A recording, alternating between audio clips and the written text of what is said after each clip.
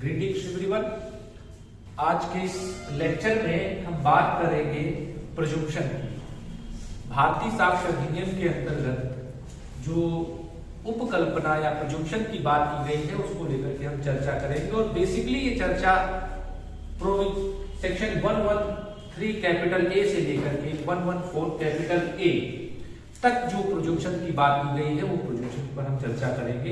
इसके पहले भी हमने प्रिजम्पशंस को लेकर चर्चा की, वो सेक्शन 79 से लेकर के 90 कैपिटल ए तक की। उसमें डॉक्यूमेंट्स की जेन्युइनिटी के विषय में प्रिजम्पशंस की बात की गई है, लेकिन यहाँ पर ये जो प्रिजम्पशन है, ये जो कल्पना है, ये विशेष प्रिजम्पशन होगी, विशेष मामलों में होगी। और विशेष मामलों की अगर हम बात करें तो विशेष रूप से जो सेक्शन 114 कैपिटल ए है और section 113 capital A 113 capital B है, ये वुमेन से रिलेटेड ऑफेंसेस के संदर्भ में प्रिजम्पशन की बात करते हैं। तो सबसे पहला पार्ट इसका जो प्रिजम्पशन की बात करता है, जैसा कि प्रिजम्पशन की जब बात आती है एविडेंस एक्ट में, तो प्रिजम्पशन कई प्रकार की हो सकती है। प्रिजम्पशन ऑफ लॉ होती है और प्रिजम्पशन ऑफ फैक्ट भी होती है। विधि की उपधारणा होती है और तथ्य की उपधारणा होती है। जो तथ्य की उपधारणा होती है वह दो प्रकार की होती है, तथ्य की खंडनीय उपधारणा और तथ्य की अखंडनीय उपधारणा। वहीं पर जो विधि की उपधारणा होती है वह भी दो प्रकार की हो सकती है, जो रेबुटेबल प्रिजम्पशन ऑफ लॉ और इररेबुटेबल प्रिजम्पशन ऑफ लॉ, यानी विधि की खंडनीय उपधारणा और विधि की अखंडनीय उपधारणा। तो जहां पर जो हम बात करेंगे तो ये जो उपधारणा की जो बात की जाएगी, ये खंडनीय उपधारणा की बात की जाएगी। यहाँ पर ये प्रिजम्पशन ऑफ लॉ है, लेकिन प्रिजम्पशन ऑफ लॉ कैसी प्रिजम्पशन है? रेबुटेबल प्रिजम्पशन ऑफ लॉ है, यानी विधि की खंडनीय उपधारणा की चर्चा हम यहाँ पर करेंगे। तो आइए प्रारंभ करते हैं। पहला पार्ट है सेक्शन 113 कैपिटल ए, जो बात करता है abatement of suicide bye married woman. यानी अगर किसी विवाहित महिला के द्वारा सुसाइड कर लिया जाता है तो उसकी अबैटमेंट यानी उसके दुष्प्रेरण, उसके जो मृत्यु उसने सुसाइड किया है, यह प्रिज्यूम किया जाता है कि अगर कुछ कंडीशंस फुलफिल हो जाती हैं तो ये प्रिज्यूम किया जाएगा कि उसने आत्महत्या जो की है वो अपनी स्व इच्छा से ना करके किसी के दुष्प्रेरण के कारण की है। अब वो दुष्प्रेरण कौन कर सकता है? परिवार वाले कर सकते हैं, उसके हस्बैंड कर सकता है या उसके हस्बैंड के रिलेटिव्स कर सकते हैं। ऐसी प्रिजम्पशंस न्यायालय तभी करेगा जब वो कुछ कंडीशंस को, कुछ शर्तों को फुलफिल कर लेगा। यानी जब कुछ ऐसी परिस्थितियां होंगी जिसमें उस महिला ने जो सुसाइड किया है वह विवाह के 7 वर्ष के भीतर किया है। और यह फैक्ट भी न्यायालय के सामने आता है कि जो उसने सुसाइड किया है, उस सुसाइड से पहले उसके साथ उसके पति के द्वारा या उसके परिवार वालों के द्वारा उसके साथ क्रूएल्टी या निर्दयता की जाती थी। तो उस स्थिति में न्यायालय ये प्रिज्यूम करने के लिए मजबूर हो जाएगा कि ये जो सुसाइड हुआ है इसके लिए पति और उसके रिश्तेदार जो है उन्होंने अबैटमेंट या दुष्प्रेरण किया है, उसको उकसाया है ऐसा करने की। ऐसी जो प्रिजम्पशन होगी वो क्या होगी? खंडनीय होगी। खंडनीय होगी अर्थात अगर पति या उसके नातेदारों की तरफ से कोई ऐसा साक्ष्य दे दिया जाता है कि मेरी तरफ से इस प्रकार की कोई निर्दयता नहीं की गई, यानी हम लोगों ने उकसाया नहीं है, उन्होंने अपनी स्व इच्छा से सुसाइड किया है, आत्महत्या की है, तो उस स्थिति में जो प्रिजम्पशन है वो न्यायालय की प्रिजम्पशन चेंज हो जाएगी, बदल जाएगी। इसलिए इसे रिबुटेबल प्रिजम्पशन ऑफ लॉ की कैटेगरी में रखा जाता है। अर्थात अब प्रिजम्पशन का जो एविडेंस लॉ है, साक्ष्य विधि है, उसमें प्रिजम्पशन का यानी उपधारणा का अपना ही महत्व है। अपना महत्व क्या है कि जो बर्डन ऑफ प्रूफ है, जो साबित करने का भार है, वो सामान्य रूप से तो क्रिमिनल मामलों में प्रोसिक्यूशन के ऊपर होता है, अभियोजन पक्ष के ऊपर होता है। लेकिन ये कुछ विशेष केसेस हैं, स्पेशल मामले हैं, जहां पर साबित करने का भार किस पे पहुंच जाएगा? डिफेंस पे पहुंच जाएगा, हस्बैंड और उसके फैमिलीज पे पहुंच जाएगा कि भाई वो अगर उन्होंने ऐसा नहीं किया है तो वो साबित कर। और इस प्रकार की जो बात है वो जो जनरल रूल है क्रिमिनल लॉ का कि प्रिजम्पशन फेवर में होगी किसके? विक्टिम के, प्रोसिक्यूशन की तरफ से होगी प्रिजम्पशन, और अगेंस्ट होगी डिफेंस के, तो साबित करने का भार शिफ्ट हो जाएगा डिफेंस के ऊपर।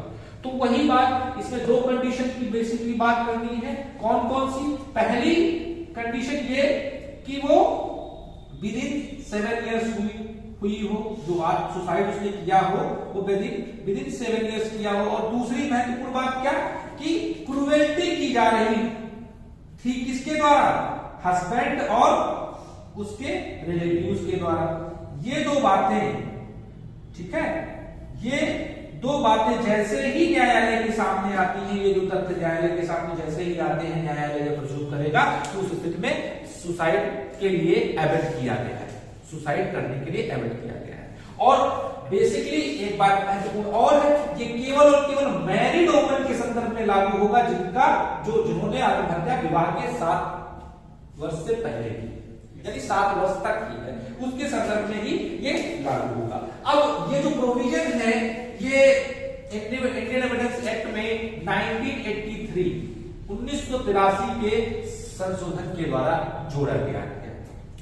1983 का जो संशोधन था और 1986 का जो संशोधन था, ये दो जो क्राइम अगेंस्ट वोमेन है, वोमेन और बेसिकली डाउरी रिलेटेड जो क्राइम्स हैं, दहेज से संबंधित जो अपराध है महिलाओं के विरुद्ध, उनसे संबंधित ये दो क्रिमिनल लॉ अमेंडमेंट्स हुए थे। कौन कौन से? अपराध विधि में जो संशोधन हुए थे 1983 का अपराधिक विधि में संशोधन और 1986 का जो संशोधन हुआ था, ये संशोधन वोमेन्स जो मैरिड वोमेन्स है और डॉरी रिलेटेड उनसे टॉर्चर किया जा रहा है, उनकी मृत्यु की जा रही है, उससे संबंधित ये संशोधन थे। तो 1983 के संशोधन के द्वारा इसको जोड़ा गया था। दो कंडीशन फुलफिल करनी है और उसमें न्यायालय प्रज्यूम कर लेगा, और प्रज्यूम कर लेगा तो उस स्थिति में साबित करने का भार किसके ऊपर शिफ्ट हो जाएगा? डिफेंस के ऊपर। इसीलिए जो डाउरी रिलेटेड मामले होते हैं उसमें गिरफ्तारी तुरंत हो जाती है, ठीक है, गिरफ्तारी तुरंत हो जाती है। इसका मतलब क्या है कि अब साबित करने का भार उस पर पहुंच गया, दूसरी पार्टी पर पहुंच गया, और साबित करने का भार अपने आप में बहुत महत्वपूर्ण भूमिका निभाता है। अब अगली बात, इसमें दो बातें और महत्वपूर्ण समझनी है।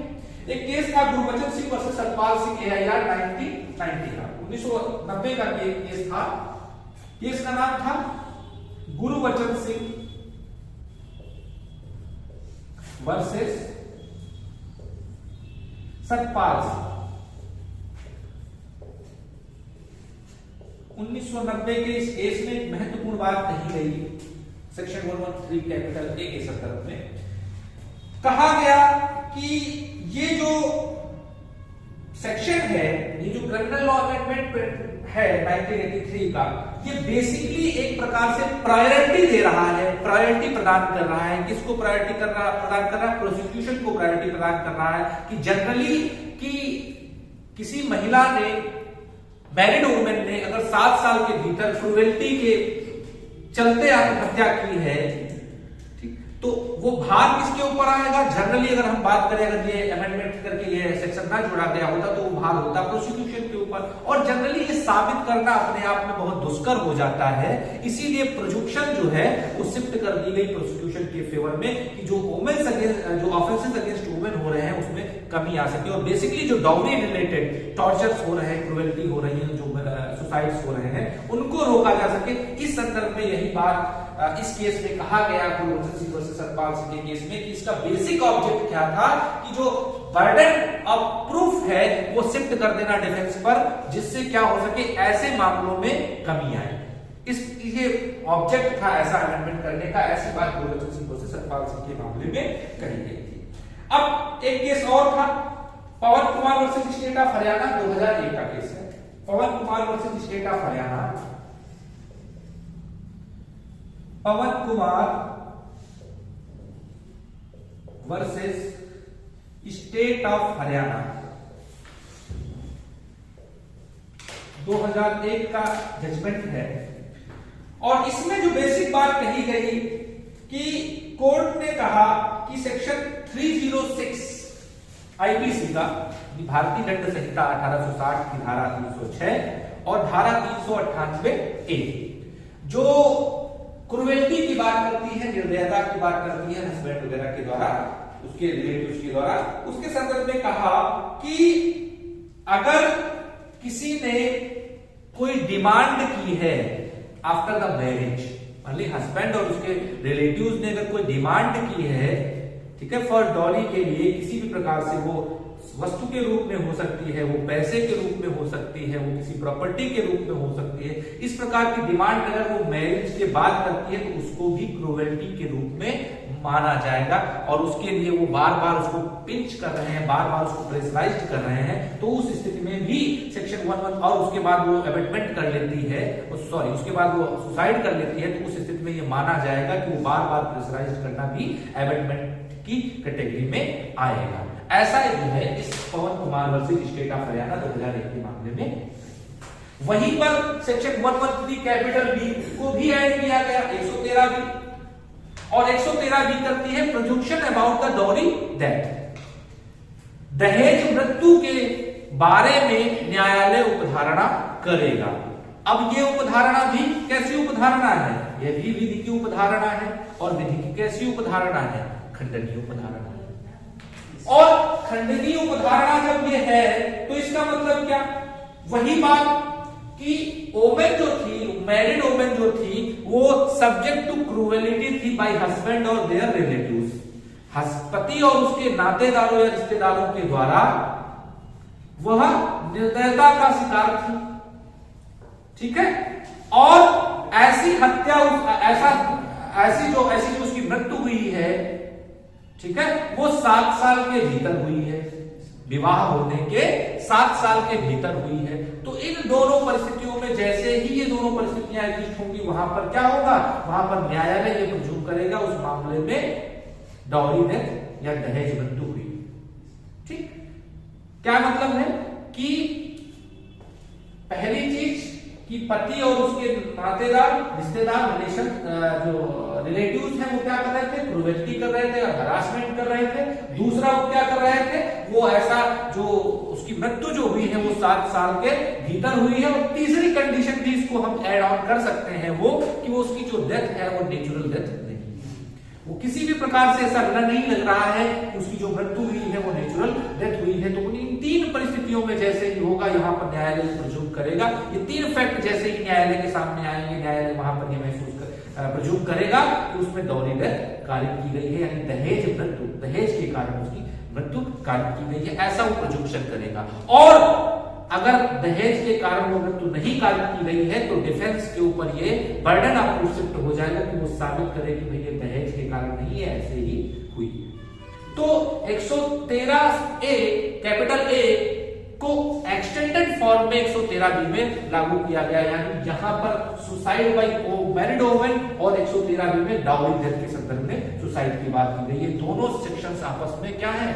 म्यूचुअली इंटरडिपेंडेंट है। अब जो अगली महत्वपूर्ण बात हम करेंगे वो बात करेंगे एग्जिस्टेंस ऑफ सर्टेन फैक्ट्स। और ये सेक्शन जब हम पढ़ेंगे तो इसमें इंडियन एविडेंस एक्ट की कई और सेक्शंस पर हमको जाना पड़ेगा। बेसिकली अगर हम बात करें सेक्शन 133 और सेक्शन 16 धारा 16, इन धाराओं पर जाएंगे तभी हम इसको सेक्शन 114 को ठीक प्रकार से समझ पाएंगे। और 114 में जब हम बात करते हैं एग्जिस्टेंस ऑफ सर्टेन फैक्ट्स, कुछ तथ्यों के अस्तित्व के बारे में न्यायालय प्रज्यूम्शन करेगा, उपधारणा करेगा। और ऐसे तथ्यों के बारे में उपधारणा करेगा, ऐसी एक सूची दी गई है, ऐसे इलस्ट्रेशंस दिए गए हैं बैलेट में, 9 इलस्ट्रेशंस इस प्रकार के दिए गए हैं। नो, लेकिन वो 9 इलस्ट्रेशंस जो दिए गए हैं वो अपने आप में पूर्ण नहीं है, एग्जॉस्टिव नहीं है, यानी कुछ में और भी बातें जोड़ी जा सकती हैं, वो केवल और केवल 9 इलस्ट्रेशंस तक लिमिटेड नहीं है। अर्थात सेक्शन 114 जो है अपने आप में बहुत ब्रॉड सेक्शन है, जो न्यायालय को प्रोजुम्पशन की एक विशेष प्रकार की पावर देती है, और विशेष मामलों में, बहुत सारे मामलों में देती है। हालांकि लिस्ट जो है 9 की लिस्ट वहां पर प्रोवाइड की गई है बैलेट में, लेकिन इसके अलावा भी कुछ चीजें इसमें आ जाएंगी।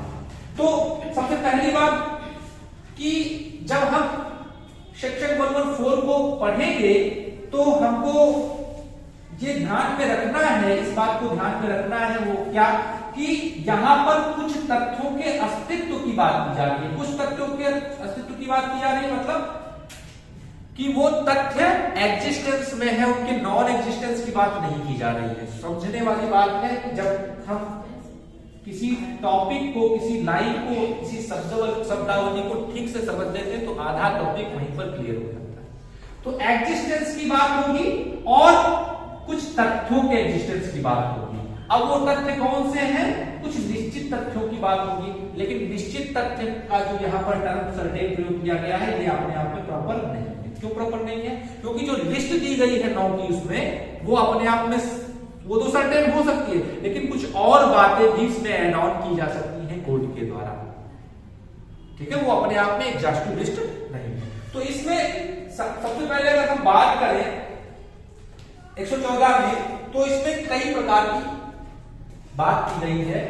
तो इसमें अगर हम बात करें, बेसिकली अगर हम बात करें तो 114 का क्लॉज ए वो बात करता है रिकवरी ऑफ स्टोलन प्रॉपर्टी। किसकी बात करता है? Recovery of stolen property.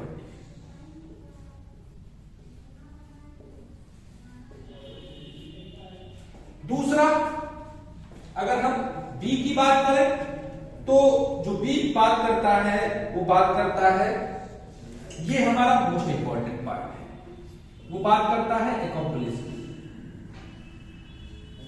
और जब हम अकॉम्प्लिस को समझेंगे तो अकॉम्प्लिस में हम 2-3 बातों को और समझेंगे। वो 2-3 बातें कौन कौन सी हैं? पहली कि अप्रूवर कौन होता है। ठीक है, अकॉम्प्लिस के साथ ही हम अप्रूवर को भी समझेंगे, लेकिन इसको समझने के लिए हम इसको समझेंगे कौन सी सेक्शन के साथ? सेक्शन 133 के साथ, इस वाले पार्ट। सी में जो बात की गई है वो बात की गई है किसके संदर्भ में? नेगोशिएबल इंस्ट्रूमेंट के कंसीडरेशन के संदर्भ में। वहां पे प्रतिफल होता है कि कोई नेगोशिएबल इंस्ट्रूमेंट जो है वो जारी किया गया है, तो जब सामान्य सी बात है वो किसी प्रतिफल के कारण जारी किया गया होता है। तो कंसीडरेशन अबाउट नेगोशिएबल या कंसीडरेशन इन नेगोशिएबल इंस्ट्रूमेंट की बात करता है। तो सी हमारा जो है बात करेगा कंसीडरेशन की, प्रतिफल की। इसमें कंसीडरेशन इन नेगोशिएबल इंस्ट्रूमेंट।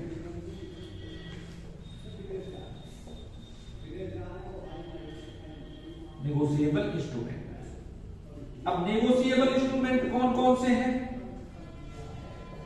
ठीक है, कौन कौन से हैं?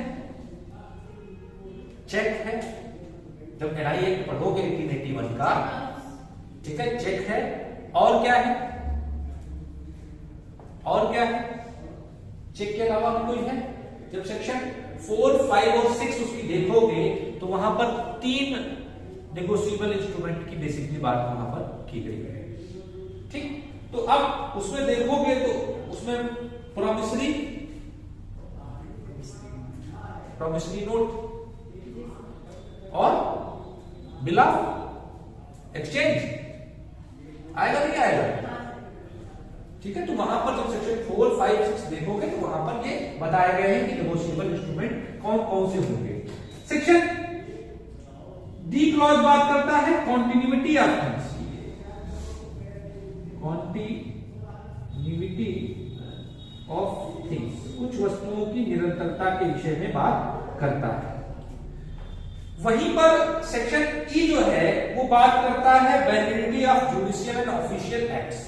Validity of judicial and official acts की बात हमारा कौन सा सेक्शन करता है? सेक्शन 114 का clause E.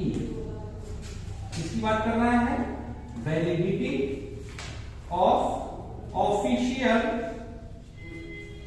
And judicial acts, इसको भी हम समझे। वहीं पर जो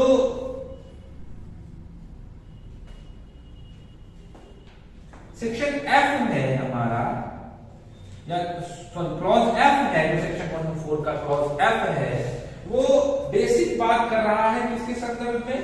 कॉमन कोर्स ऑफ बिजनेस। ठीक है, कॉमन कोर्स ऑफ बिजनेस की बात कर रहा है। और जब इसको हम पढ़ेंगे तो इसके सामने हम पढ़ेंगे section 16 evidence act, common course of business. ठीक, वहीं पर जो जी क्लॉज है, जी जी क्लॉज बात करता है विद होल्डिंग ऑफ एविडेंस।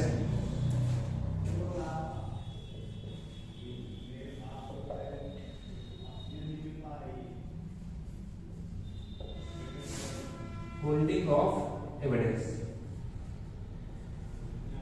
कि अगर कोई एविडेंस नहीं दे रहा है, एविडेंस नहीं प्रोड्यूस कर पा रहा है, नहीं दे रहा है, तो इसका मतलब वो उसके अगेंस्ट जाएगा, ये प्रोड्यूस किया है।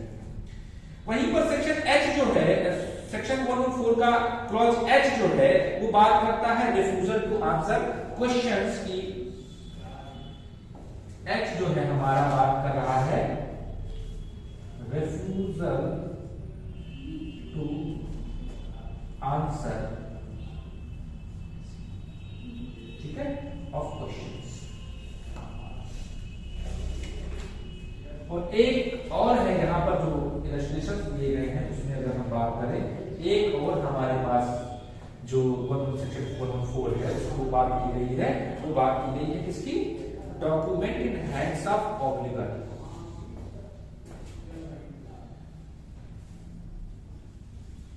Documents in hands of ऑब्लिगर।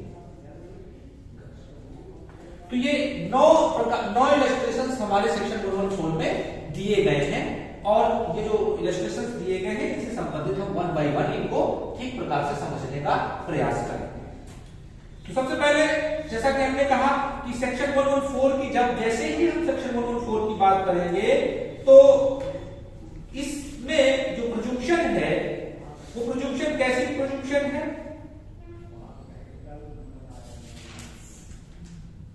कि अगर कोई साक्ष्य है और वो साक्ष्य दिया गया न्यायालय के सामने, तो न्यायालय क्या करेगा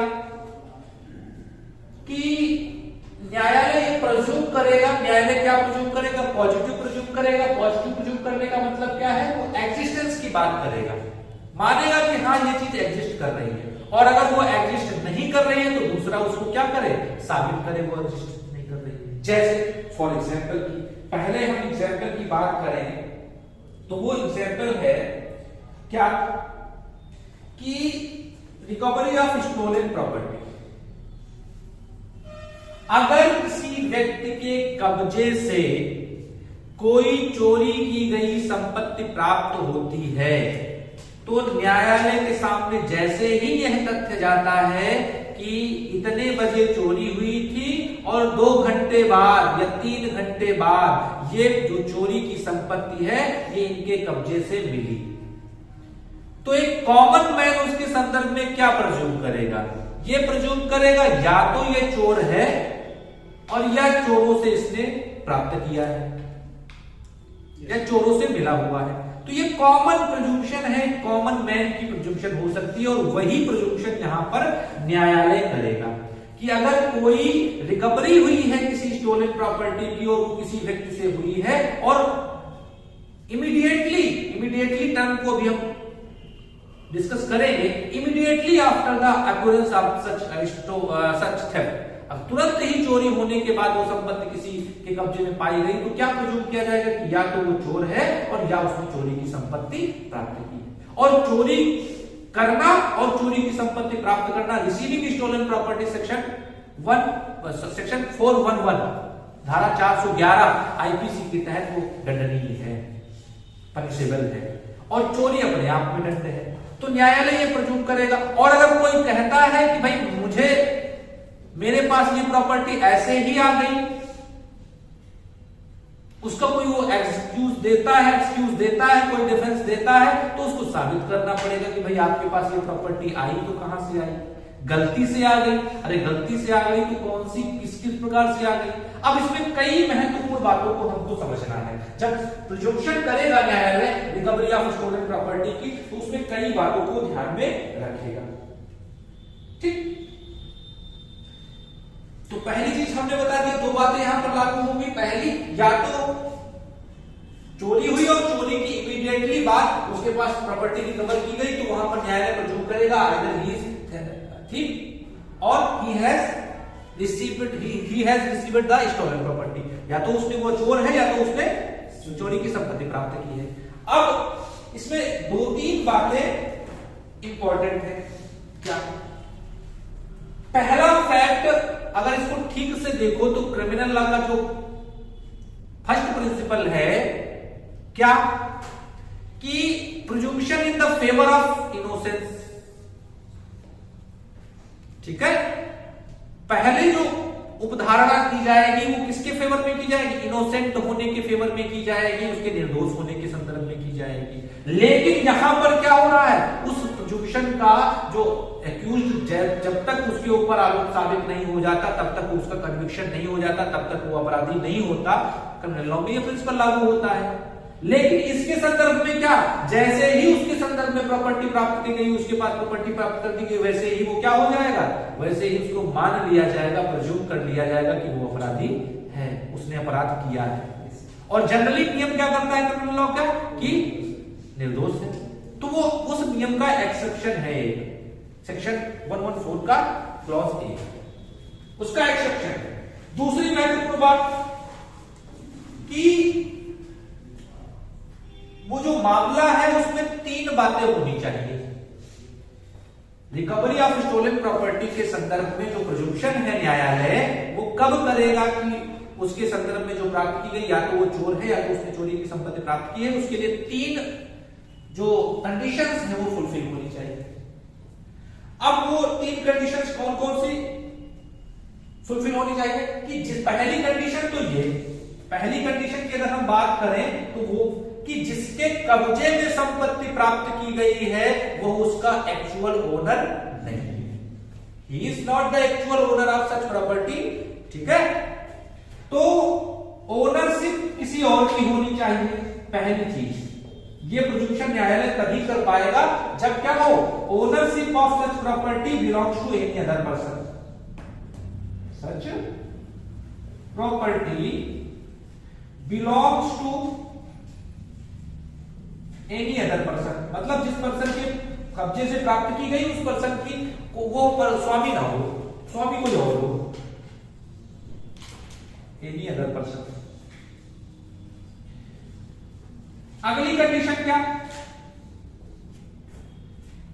अगली कंडीशन ये कि वो उस जो संपत्ति है, सच प्रॉपर्टी जो है, ये सच प्रॉपर्टी जो है, ये सच प्रॉपर्टी की क्या हो गई हो, थेफ्ट हो गई हो, चोरी हो गई हो। और तीसरी कंडीशन, उस प्रॉपर्टी की चोरी हो गई हो। और तीसरी कंडीशन 114 का क्लॉज ए लागू होने के लिए ये क्या, कि वो प्रॉपर्टी जो है वो रिसेंट पोजीशन में हो अक्यूज्ड के, रिसेंट पोजीशन में हो किसके, एक्यूज्ड के, वो उस अभियुक्त के कब्जे में। रिसेंट पोजीशन का मतलब क्या, कि चोरी होने के तुरंत बाद। अब तुरंत बाद कितना समय माना जाएगा, 1 घंटे माना जाए, 2 घंटे माना जाए, 2 महीने माना जाए, 3 महीने माना जाए, ये डिपेंड करेगा किस पर, फैक्ट एंड सर्कमस्टेंसेस पर। और इसके संदर्भ में डिसाइड करने का अधिकार किसको है, न्यायालय को है, कोर्ट को है। कोर्ट का डिस्कशन यहाँ पर विवेकाधिकार काम करेगा। तो ये 3 कंडीशंस फुलफिल होनी चाहिए ये प्रिजम्पशन न्यायालय को करने के लिए। पहली कि स्वामित्व तो किसी और व्यक्ति का हो, और वह व्यक्ति जिस वस्तु पर किसी दूसरे व्यक्ति का स्वामित्व है वह संपत्ति क्या हो गई हो, चोरी हो गई हो। और तीसरी, वह संपत्ति किसी अन्य व्यक्ति के कब्जे में यानी एक्यूज्ड के कब्जे में प्राप्त की गई हो। और कब प्राप्त की गई हो, रिसेंट पोजीशन हुआ हो उसका और कब्जे में उसके प्राप्त की गई हो। ये 3 कंडीशंस जैसे ही होगी वैसे ही वहां पर यह माना जाएगा कि क्या हुआ है, वो चोर है या उसने चोरी की संपत्ति प्राप्त की है। ये प्रिजम्पशन न्यायालय करने के लिए बाध्य होगा। हालांकि हमने कहा कि वो अगर जेन्युइन रीजन उपस्थित होकर के दे देता है, कह देता है कि भाई ये संपत्ति मेरे कब्जे में किसी अन्य। अब पोजीशन का मतलब क्या, पोजीशन का मतलब क्या, एक महत्वपूर्ण बात यहां पे और आ जाएगी। पोजीशन का मतलब क्या, भाई कब्जे का मतलब हम कैसे समझे? क्या किसी व्यक्ति के कार में कोई संपत्ति मिली है, किसी व्यक्ति के घर में कोई संपत्ति मिली है, किसी व्यक्ति के ऑफिस में कोई संपत्ति मिली है, किसी व्यक्ति के खेत में कोई संपत्ति मिली है, तो क्या उसको उसके पोजीशन में माना जाए? ये अपने आप में बड़ा इंपॉर्टेंट क्वेश्चन है जो ये प्रिजम्पशन करने के लिए महत्वपूर्ण है।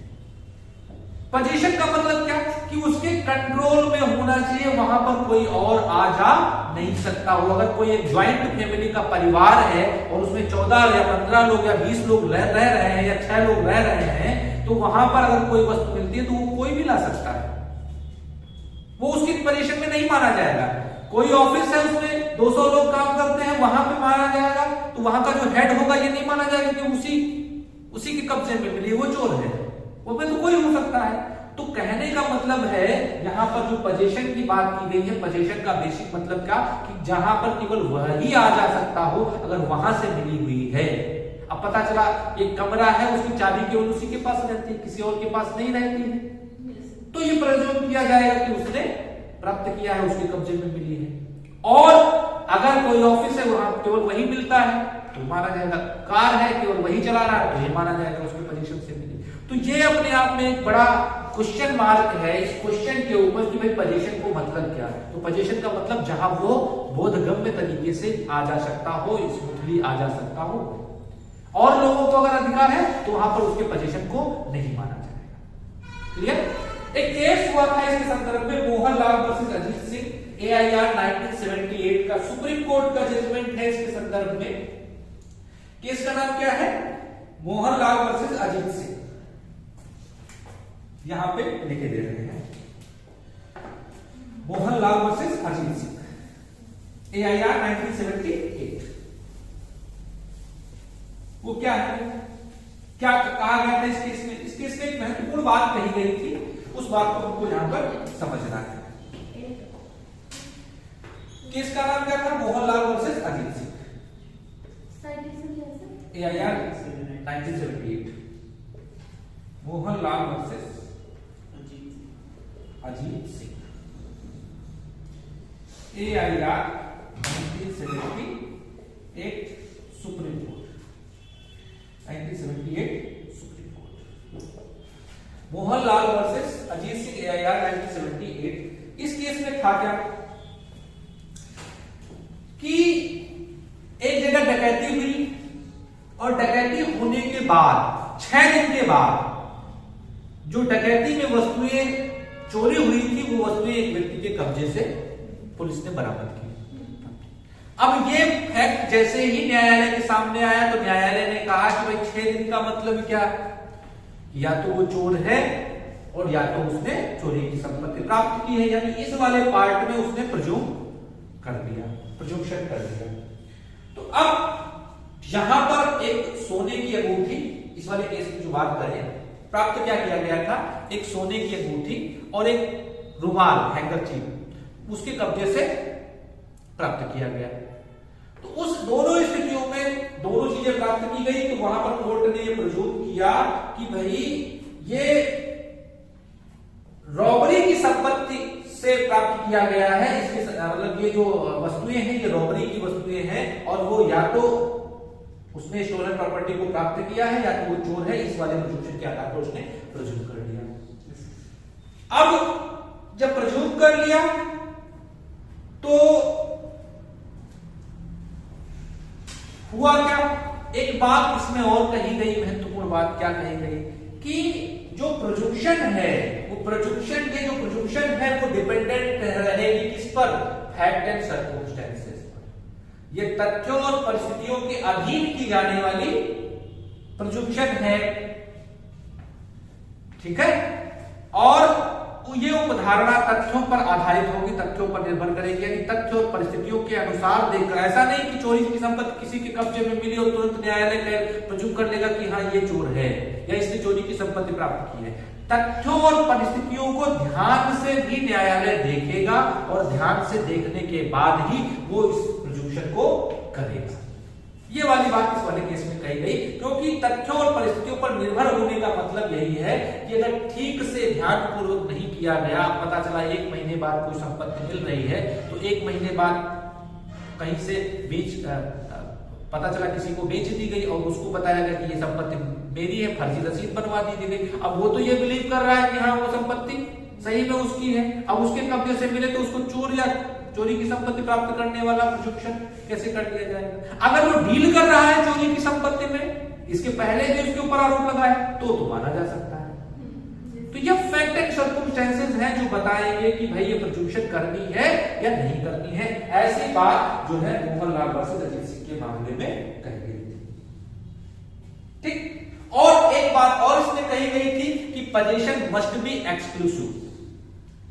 Position must be exclusive. अभी जो हमने पहले बात बताई थोड़ी देर पहले कि जो पोजीशन होना चाहिए वो पूर्ण नियंत्रण में उसके होना चाहिए, यानी वही वहां पर आवागमन कर सकता हो और कोई न कर सकता हो। अगर और कोई कर सकता है तो वहां पर एक्सक्लूसिव पोजीशन नहीं माना जाएगा, पूर्ण कब्जा नहीं माना जाएगा। ठीक है, तो ये प्रिजम्पशंस होने के लिए कुछ कंडीशंस को फुलफिल करना है, जो आप 3 कंडीशंस ये ध्यान रखना है। और बाकी मोहनलाल वर्सेस अजीत सिंह के केस में कहा गया फैक्ट एंड सर्कमस्टेंसेस पर निर्भर करेगा।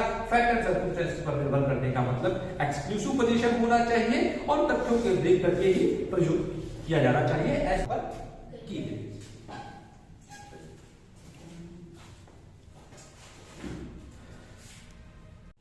अब हम समझेंगे सेक्शन 114 का क्लॉज बी, जो बात करता है अकॉम्प्लिस के विटनेस, अकॉम्प्लिस के एविडेंस।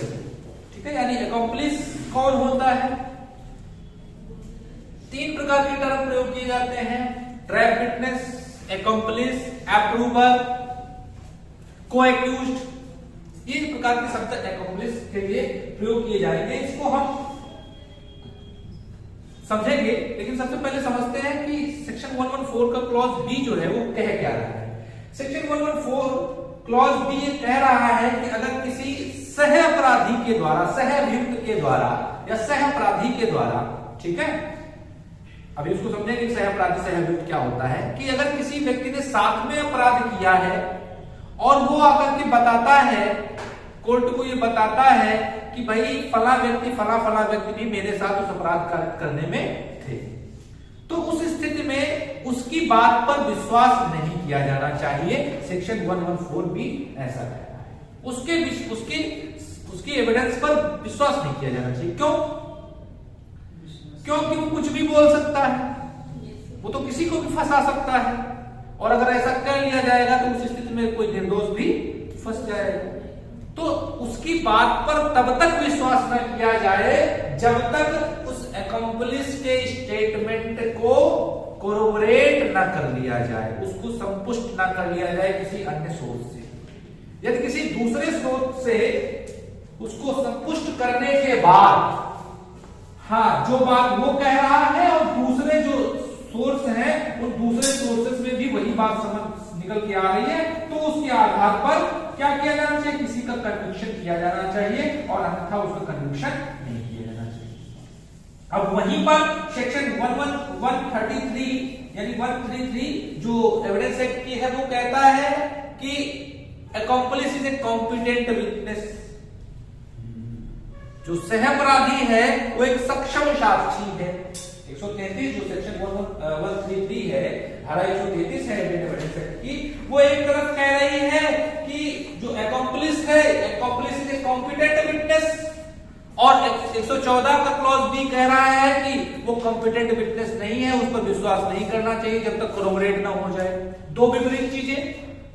अब इन दोनों विपरीत चीजों के संदर्भ में प्रोविजंस क्या है इसको हम समझेंगे। तो सबसे पहले हम ये समझते हैं कि जो हमने अलग अलग प्रकार के टर्म का प्रयोग किया, अकॉम्प्लिस,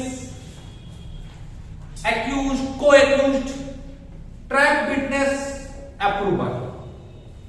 ठीक, तो जो ट्रैप विटनेस होता है, ठीक है, जो ट्रैप विटनेस होता है और जो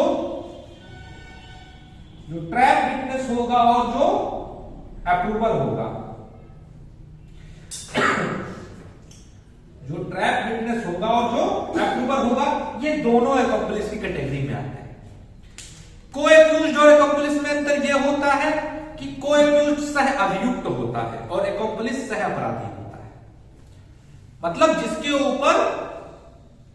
जिसके ऊपर आरोप लगाया गया, अभियोग लगाया गया, वो को-एक्यूज्ड होता है। अगर दो लोगों पर अभियोग लगाया गया तो एक व्यक्ति मेन है और उसके साथ में दूसरे पर लगाया गया, वो को-एक्यूज्ड हो जाएगा। वहीं पर एक व्यक्ति के खिलाफ अपराध साबित हुआ और दूसरा व्यक्ति भी उसके साथ में था, तो वो क्या हो जाएगा? सह अपराधी हो जाएगा, अकॉम्प्लिस हो जाएगा। अब अकॉम्प्लिस जो होता है वो दो प्रकार का होता है। दो प्रकार के लोग एक्म्प्लिस में सहअपराधी की कैटेगरी में आ सकते हैं। पहला तो ट्रैप विटनेस। ट्रैप विटनेस की कैटेगरी की अगर हम बात करें तो ट्रैप विटनेस का बेसिक मतलब क्या कि पुलिस ने या प्रोसिक्यूशन ने क्या कहा कि भाई तुम उसके साथ जाना और देखना भी वो क्या क्या अपराध कर रहा है और बाद में मुझे आके बताना। अब किसी चोरी में वह व्यक्ति उसके साथ गया, दूसरे व्यक्ति के साथ, उसने बस क्या कहा, कुछ कहा नहीं, बस वो उसके साथ खड़ा रहा, उसमें सहयोग करता रहा, तो वो क्या है, और वो आकर के फिर बताता है पुलिस को या मजिस्ट्रेट को या कोर्ट को कुछ बताता है, तो वो ट्रैप विटनेस है। अब उसी ट्रैप विटनेस को जब न्यायालय क्या कर देता है, उसकी सजा को माफ कर देता है किसी इस शर्त पर कि भाई आप सारी चीजों को बता दो, माफ कर देगा। तो जिसको उसने भेजा था और उसने आकर सब सारी चीजें बताई कि इसलिए ऐसे ऐसे एविडेंस ऐसे ऐसे अपराध कारित किया और उसको माफ कर दिया गया, तो वो हो गया ट्रैप विटनेस।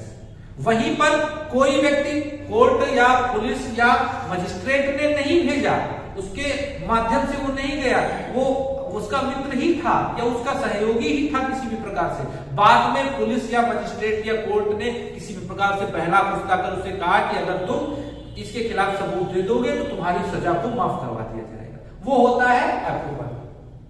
ट्रैप विटनेस और अप्रूवर में बेसिक अंतर यही होता है कि ट्रैप विटनेस को कौन भेजता है, पुलिस भेजती है, और अप्रूवर को कौन क्या होता है, पुलिस क्या करती है, ब्रेन वॉश करती है। ब्रेन वॉश करके वो कहते हैं कि भाई सबूत दे दो, तुम हमको बचा देंगे, तुम्हारी सजा कम करवा देंगे या तुम्हारी सजा माफ करवा देंगे, वो होता है अप्रूवर। तो यहां पर दोनों की बात हम करेंगे, एक्म्प्लिस की बात करेंगे जिसकी सजा माफ कर दी गई है, ठीक है, जिसको पुलिस ने भेजा वह, और जो व्यक्ति नहीं भेजा गया, पुलिस ने उसको अपने ब्रेन वॉश करके अपने फेवर में कर लिया, यानी प्रोसिक्यूशन ने अपने फेवर में कर लिया, इन दोनों की बात करेंगे। अब सेक्शन 114 भी कह रहा है कि ऐसे व्यक्ति विश्वास करने के लायक नहीं होते हैं जब तक दूसरे सोर्स से साक्ष्य मिलकर के उसकी बात को पुष्ट न कर लिया जाए, तब तक उस पर यकीन नहीं करना चाहिए, विश्वास नहीं करना चाहिए। लेकिन 133 कह रही है कि वो कॉम्पिटेंट विटनेस है, उनके आधार पर किसी को क्या हो सकती है, सजा भी हो सकती है, पनिशमेंट भी हो सकती है, ठीक। तो दोनों विपरीत बातें, एक तो सेक्शन 133 में और दूसरा सेक्शन 114 के क्लॉज बी में की जा रही है। अब सबसे पहले हम समझेंगे सेक्शन 133 कहती क्या है, 133 के प्रोविजंस क्या है। दोनों की अगर हम बात करें तो जो सेक्शन 114B है वो बात करता है रूल ऑफ प्रूडेंस की। वो किसकी बात करता है, ये जो प्रोविजन है हमारा वो बात कर रहा है किसकी, रूल ऑफ प्रूडेंस की, विवेक के नियम की, यानी बुद्धिमत्ता के नियम की। और सेक्शन 133 बात कर रहा है हमारा रूल ऑफ लॉ।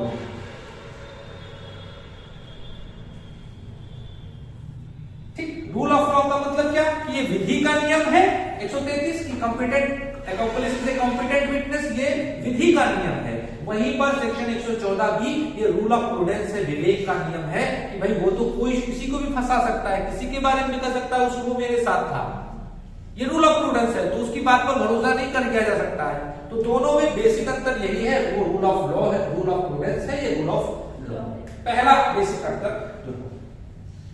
ठीक, एक्म्प्लिस के संदर्भ में जो सेक्शन 133 कहती है कि भाई इसके आधार पर बिना अनकोरपोरेशन किए हुए, बिना पुष्ट किए हुए उसने अगर कुछ कहा तो उसके आधार पर किसी व्यक्ति को कन्विक्ट किया जा सकता है। 133 जनरली ये बात कह रही है कि accomplice witness, accomplice is a competent witness on the evidence of accomplice, any person can be convicted without the corroboration of statement given by such approver or accomplice। ठीक, उसके स्टेटमेंट को बिना corroborate किए पनिश किया जा सकता है। अब सबसे महत्वपूर्ण बात क्या कि 114B के तहत कोर्ट तो ये प्रज्यूम करेगा क्या कि भाई यहां पर प्रोजुक्शन की बात की जा रही है ना 114B में, तो कोर्ट क्या प्रज्यूम करेगा कि भाई ये जो बात कह रहा है इसको विश्वास करने लायक नहीं। ये जो बात कह रहा है, एक्म्प्लिस जो बात कह रहा है वो विश्वास करने लायक नहीं है। और वो तब तक विश्वास करने लायक नहीं है जब तक किसी अन्य स्रोत से वो कोरबोरेट ना हो जाए। तो क्या ऐसी प्रिजम्पशन करके जो न्यायालय है वो सेक्शन 133 के प्रोविजंस को अगेंस्ट काम कर रहा है? तो बेसिक बात है नहीं, वो ऐसा नहीं कर रहा है। जहां पर ये कहा गया कि एक्कम्प्लिस ने अगर कोई स्टेटमेंट दिया है उसके आधार पर कन्विक्ट किया जा सकता है, ठीक है, कन्विक्ट किया जा सकता है। और 114 भी कह रही है कि ऐसा कन्विक्शन करने से पहले न्यायालय को ठोक बजा करके उसको चेक कर लेना चाहिए, ये प्रूडेंस का नियम है। तो 114 भी ये कतई नहीं कह सकती है कि किया नहीं जा सकता है, किया जा सकता है। बस 114 कह रही प्रिजम्पशन के संदर्भ में थोड़ी सी बात ऐड कर रही है कि आप पहले सावधानी पूर्वक उसको चेक कर लीजिए, जांच लीजिए, अपने विवेक का प्रयोग कर लीजिए, माइंड का एप्लीकेशन ऑफ माइंड करके फिर वो जो है उसको कन्विक्शन करिए 133 में, कोई समस्या नहीं। और इस प्रकार की जो बात है वो कई प्रकार के न्यायालयों में, कई प्रकार के कोर्ट के केसेस में निकल के सामने आ गई। उसमें सबसे पहला केस है जो क्वींस बेंच का, किंग्स बेंच का केस है, और केस का नाम है R versus Baskerville. R versus Baskerville 1916 का केस है। इस केस में एक महत्वपूर्ण बात कही गई, क्या? R versus बैस्कर-विले।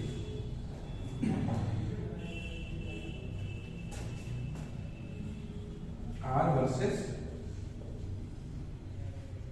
बैस्कर-विले 1916 किंग्स बेंच का जजमेंट है।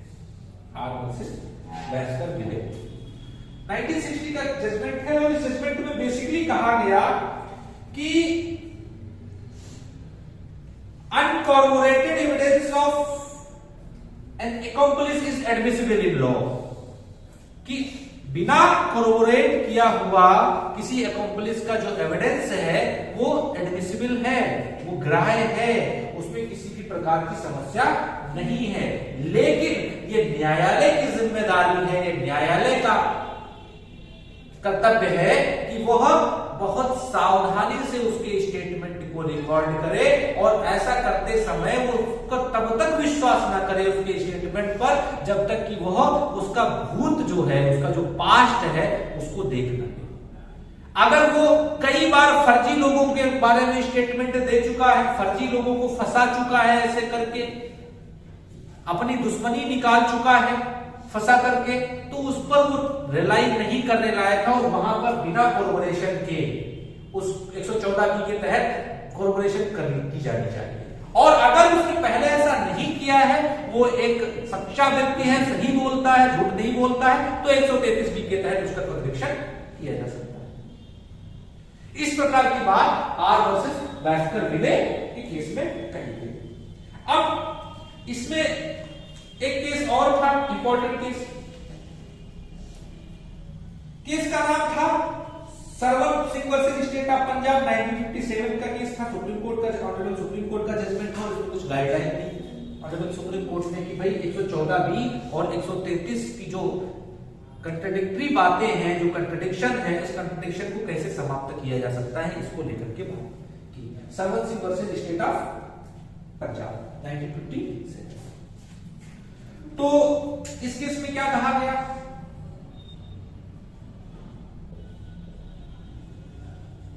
Sarwan Singh versus state of Punjab. Citation वैसे तो AIR का है, AIR 1957 सुप्रीम कोर्ट। क्या किया गया था? इसमें कुछ गाइडलाइन दी थी ऑनरेबल सुप्रीम कोर्ट ने, और ऑनरेबल सुप्रीम कोर्ट ने जो गाइडलाइन थी उसके संदर्भ में कहा कि accomplice is undoubtedly a competent witness under section 133 of the Indian Evidence Act, कि ये निसंदेह है accomplice एक competent witness है, उसके आधार पर किसी को कन्विक्शन किया जा सकता है। लेकिन वह कन्विक्शन करने से पहले, उसकी बात पर विश्वास करने के पहले दाएं बाएं ऊपर नीचे जो भी चीजें हैं, यानी उसका भूत भविष्य जो भी है, उसको कम से कम एक बार देख लेना चाहिए। उसकी सावधानी, उसको सावधानी पूर्वक उसको एनालाइज कर लेना चाहिए। उसको जब ठीक प्रकार से देख लेंगे तो उस स्थिति में क्या होगा कि वहां पर चांसेस ऑफ एरर जो है वो कम हो जाएंगे, गलती होने की संभावना जो है वो कम हो जाएगी। और वो जो देखने की बात है, एक और पॉइंट इसने कहा इस केस में, ऑनरेबल सुप्रीम कोर्ट ने कहा कि जो देखने की बात है वो इंडिपेंडेंट सोर्सेज से होनी चाहिए, स्वतंत्र स्रोतों से होनी चाहिए, स्वतंत्र जो है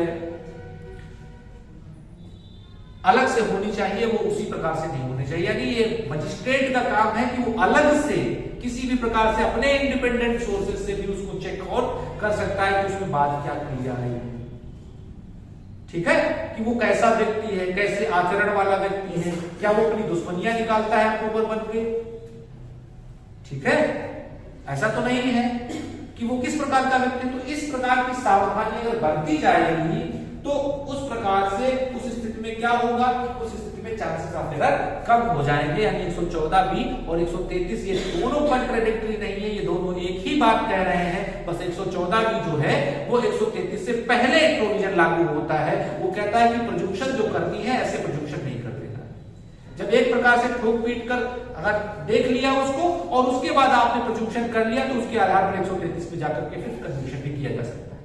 किसी प्रकार से कन्विक्शन करने से रोकती नहीं है 133। तो 114B और 133 ये किसी भी प्रकार से कंट्राडिक्टरी ना होकर के एक दूसरे की क्या है, पूरक है, सप्लीमेंट्री है, ठीक है। वो एक 114B कहती है कि पहले आप चेक कर लो उसको, वो कैसा है, चेक में आप चेक करने के बाद, जांच करने के बाद आपको लगता है कि हम उस पर विश्वास करने लायक है, तो 133B में वो कॉम्पिटेंट विटनेस है, उसको सजा दी जा सकती है, उसके आधार पर कन्विक्ट किया जा सकता है, ठीक है। एक केस और इसके संदर्भ में मेंशन करना इंपॉर्टेंट है और वो केस है Ravindra Singh versus state of Haryana का 1975 का। Ravindra Singh versus state of Haryana 1975।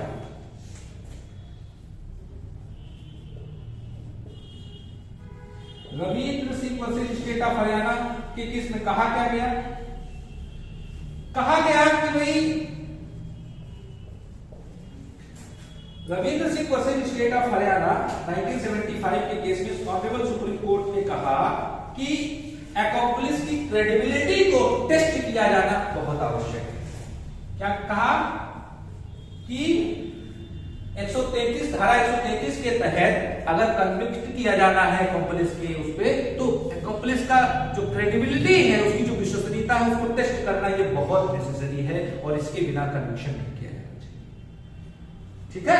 तो credibility of accomplish must be tested before convicting anyone on the basis of statement given by such accomplish, कि उसके द्वारा अगर कोई स्टेटमेंट दिया गया उसके आधार पर कन्विक्ट किया जा रहा है तो उस स्थिति में क्रेडिबिलिटी को चेक किया जाना बहुत जरूरी है, वो है कैसा है। इस प्रकार की बात इस केस में कही गई।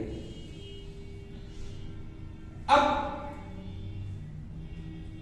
एक महत्वपूर्ण बात और इसके संदर्भ में, उसके बाद फिर हम आगे बढ़ते हैं।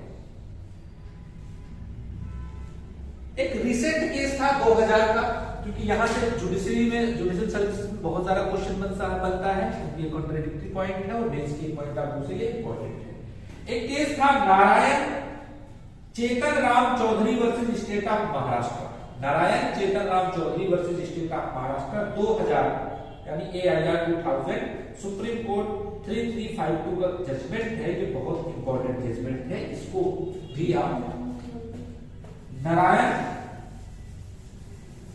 क्या केस लिखा, नारायण चेतन राम चौधरी, ठीक है, Narayan Chetan Ram Chaudhari versus state of Maharashtra,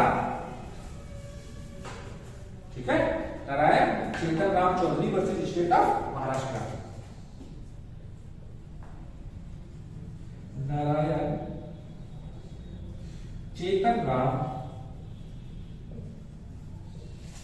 Chaudhary versus state of Maharashtra.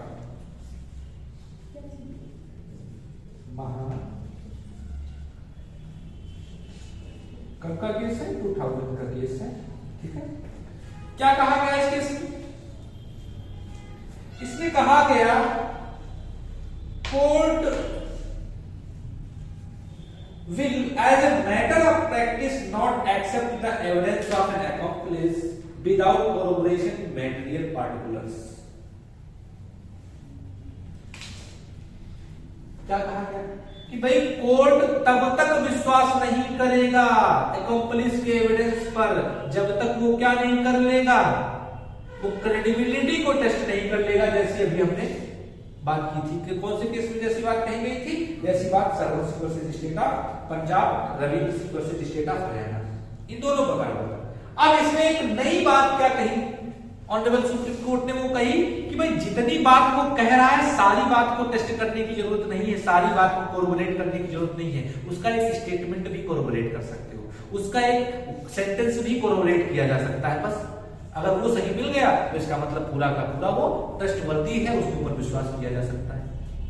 ठीक, a single statement, a single sentence can be tested, can be corroborated. ऐसी वाली बात यहां पर की गई कि एक सेंटेंस भी उसका जो जितना उसने बात कही सारी बात को टेस्ट करने की कोई आवश्यकता नहीं है। उसका केवल एक पार्ट भी, जो पार्ट मटेरियल पार्ट है, उसको टेस्ट करके भी क्या किया जा सकता है, उसको उसके आधार पर उसको ग्राह्य दिया जा सकता है और कोरिलेशन करने की फिर आवश्यकता नहीं रहती है। यानी 114 भी ये कह रही है कि पूरा कोरिलेशन करने की जरूरत नहीं है, कुछ मटेरियल पार्ट है उसको कोरिलेट कर लिया, उसके आधार पर उसको कन्विक्ट किया जा सकता है। इस प्रकार की बात इस वाले केस में कही गई, जो इंपॉर्टेंट बात है अपने आप में। और अगर कि कन्विक्शन जो किया गया और बिना कोरिलेशन करके किया गया तो उस कन्विक्शन को क्या किया जा सकता है, बिना कोरिलेशन के किया गया तो उसमें फॉल्ट होने की संभावना ज्यादा होती है, उसको सेट असाइड भी किया जा सकता है। ये वाली बात भी कही गई कि अगर कोई थोड़ा सा भी कोरिलेशन नहीं किया गया है और ऐसे ही कर लिया गया तो उसको सेट असाइड भी किया जा सकता है। इस प्रकार की बात इसी केस में कही गई थी। ठीक है,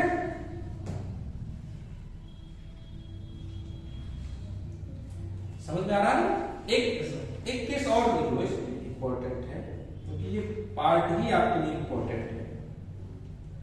Ram Prasad versus state of Maharashtra 1999 का 1999 का है, ये भी सुप्रीम कोर्ट का जजमेंट है। Ram Prasad versus state of Maharashtra,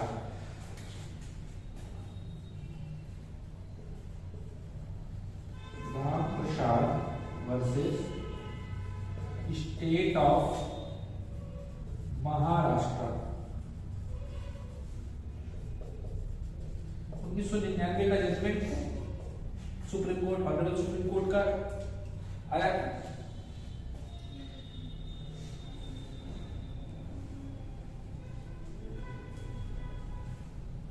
ठीक, इसमें यही कहा गया कि यद्यपि 133 के तहत इस प्रकार की कोई बात नहीं की गई है कि एक्सप्लिसिट जो है उसको किसी भी प्रकार से कोरिलेट किया जाना चाहिए, इस प्रकार की कोई बात नहीं की गई है, लेकिन फिर भी ऐसा करना खतरे से खाली नहीं होगा, यानी ऐसा करना बहुत खतरनाक होगा, फैटल होगा, घातक होगा।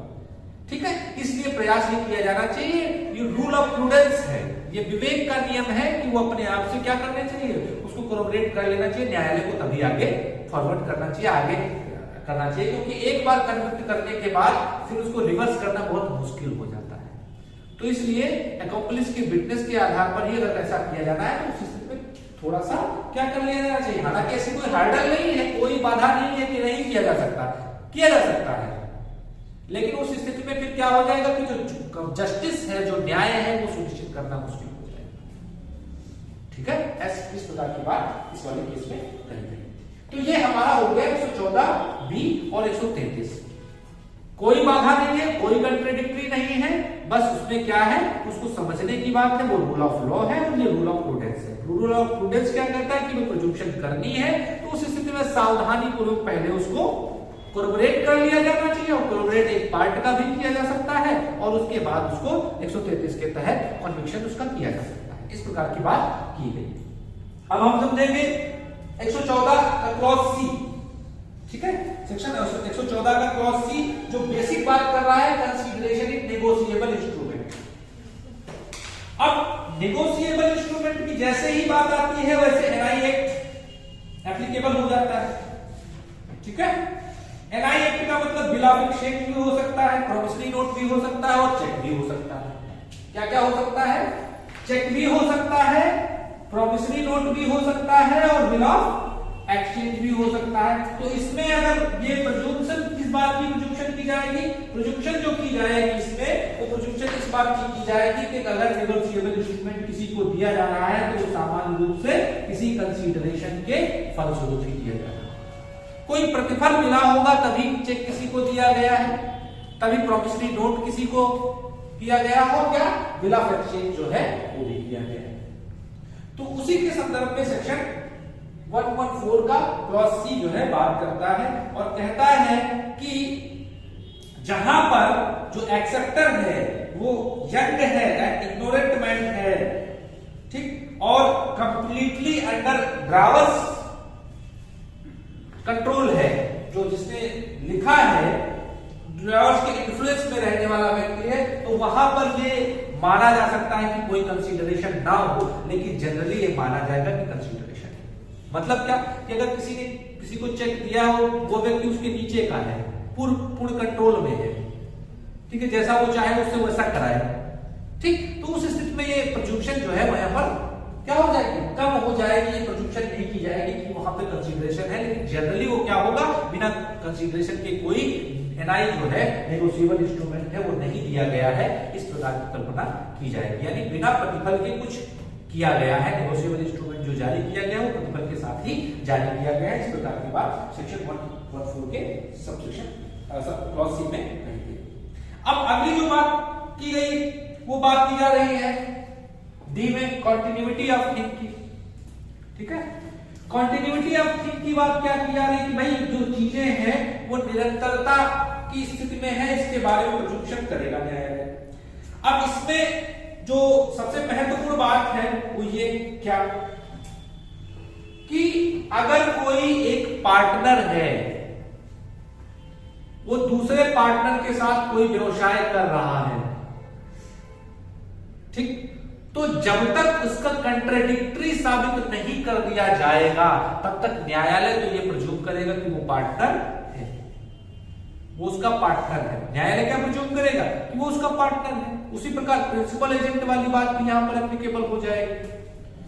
प्रिंसिपल और एजेंट वाली अगर कोई काम कर रहा है तो माना जाएगा कि भाई उसका एजेंट है, जब तक कि वो उस बात को अगर नहीं है तो उसको सबूत देकर के इस तथ्य को खंडित किया जा सकता है कि चीजें कॉन्टिन्यूटी ऑफ थिंग्स में, ठीक है, निरंतरता की स्थिति में नहीं चल रही है, तो उसको अगर खंडित किया जा सकता है। लेकिन जनरली न्यायालय क्या प्रेज्यूम करेगा?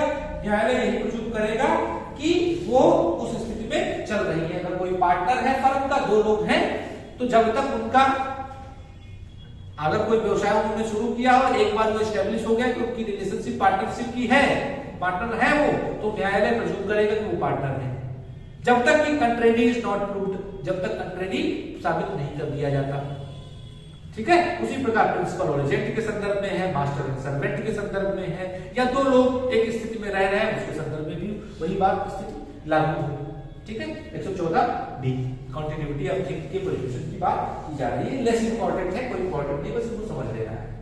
वहीं पर अगली जो बात की जा रही है सेक्शन 114 का क्लॉज ई, जो बहुत इंपॉर्टेंट है, जो बात कर रहा है validity of official and judicial act. अगर कोई न्यायिक कार्य किया गया और कोई ऑफिशियल काम किया गया तो प्रेज्यूम उसके बारे में हमेशा पॉजिटिव किया जाएगा। न्यायालय यही प्रेज्यूम करेगा कि वो वैध है।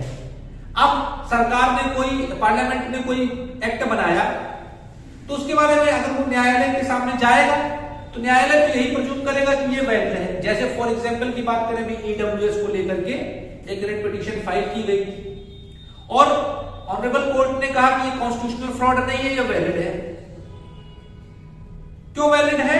कि presumption in the favour of that validity of that act, कि प्रेजुम्पशन रहेगी न्यायालय के उसके फेवर में, और जो ये कह रहा है कि कॉन्स्टिट्यूशनल फ्रॉड है तो वो साबित करे, और अगर वो साबित नहीं कर पाएगा तो क्या माना जाएगा? न्यायालय उसको वैलिड मानेगा।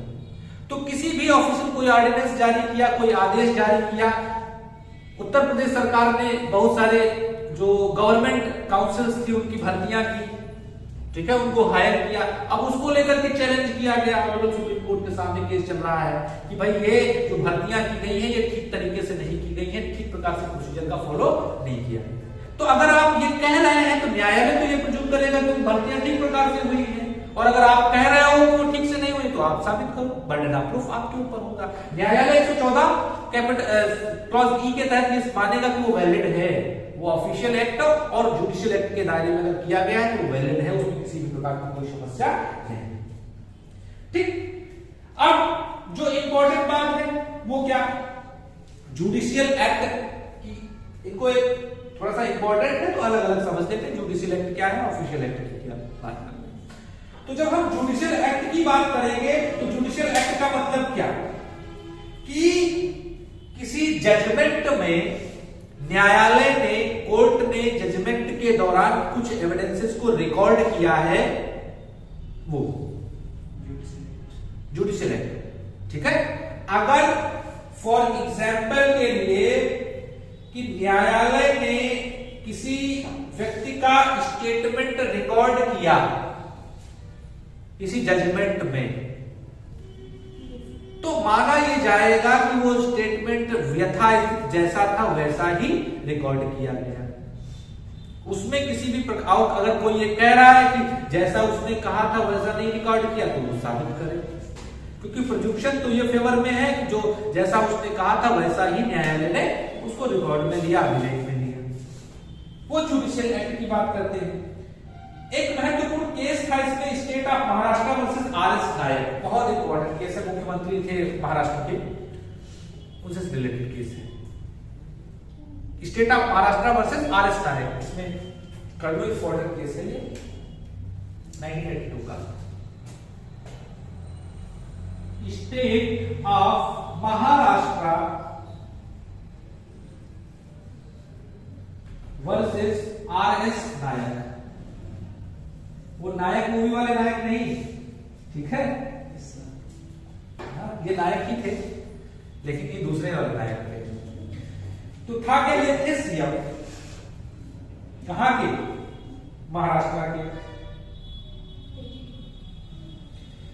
अब इंपॉर्टेंट बात क्या थी कि चीफ मिनिस्टर का प्रोसिक्यूशन हुआ, उनके ऊपर अभियोजन किया गया, उनका अभियोग लगाया गया, और उन्होंने, ठीक, चूंकि चीफ मिनिस्टर थे तो कुछ कंसेशंस की मांग की। स्टेट काउंसिल ने, जो राज्य का काउंसिल था, राज्य का जो एडवोकेट था, उसने कुछ कंसेशन देने की, भाई प्रधानमंत्री है, सॉरी वो मुख्यमंत्री है तो इनको कुछ कंसेशन मिलना चाहिए प्रोसीडिंग्स में। अब उसने जो है कंसेशन के लिए मांग की, और उस कंसेशन की जो उन्होंने मांग की वो जो है up to the description of the governor, राज्यपाल के विवेक पर था।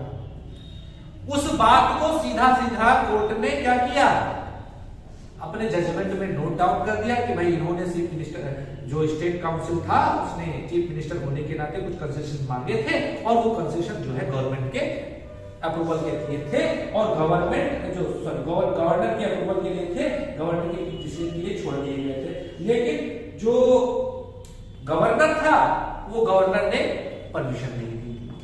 अब अगर कोई ये बात कहता है कि गवर्नर ने, इसमें वही बात कि जैसा उसने बताया वैसा सारी चीजें वो जजमेंट में कोर्ट ने नोट आउट। अब कोर्ट ने एक बार वो सारी चीजें जजमेंट में नोट कर दी तो इसका मतलब अगले न्यायालय में अगर उसको चैलेंज नहीं किया जाएगा तो अगला न्यायालय प्रज्यूम क्या करेगा कि जो भी लिखा गया था सब एक्यूरेट लिखा गया था, सब सही सही लिखा गया था, और किसी भी प्रकार की दिक्कत है कि गवर्नर ने, उसमें क्या लिखा गया, गवर्नर ने परमिट नहीं किया था, और अगर कोई ये कह रहा है कि गवर्नर ने परमिट किया था तो वो साबित करे। कोर्ट तो यही मानेगा कि वो जजमेंट में जो बात लिखी गई वही सही है। तो ये वाली बात इस वाले केस में हुई थी, ठीक है, कि गवर्नर ने परमिशन नहीं दी थी, ये बात जजमेंट में लिखी थी, और बाद में किसी ने आकर के कहा कि भाई गवर्नर ने परमिशन दी थी, तो आप दी थी तो न्यायालय क्या प्रूव करेगा, न्यायालय तो वही प्रूव करेगा जो जुडिशियल एक्ट में किया गया है, recording at the time of recording of the judgment, जो जजमेंट किया उस समय। और ऑफिशियल एक्ट की अगर हम बात करें एक लीडिंग केस और यहां से जोड़ सकते हैं इसमें से, और वो लीडिंग केस है SR Bommai versus union of India. वो आप लोगों ने केस सुना भी होगा, 1994 का केस था, एसआर बोम्मई जजमेंट, बहुत इंपॉर्टेंट केस है।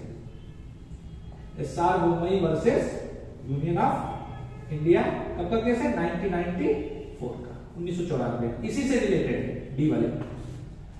अब इसमें क्या थी, इसमें बात क्या थी भाई, एसआर बोम्मई का केस किस लिए फेमस है कि भाई इस वाले केस में था क्या कि कई राज्यों की सरकारों को बर्खास्त कर दिया गया, और सरकारों को बर्खास्त करने के बाद वहां पर राष्ट्रपति शासन लागू कर दिया गया।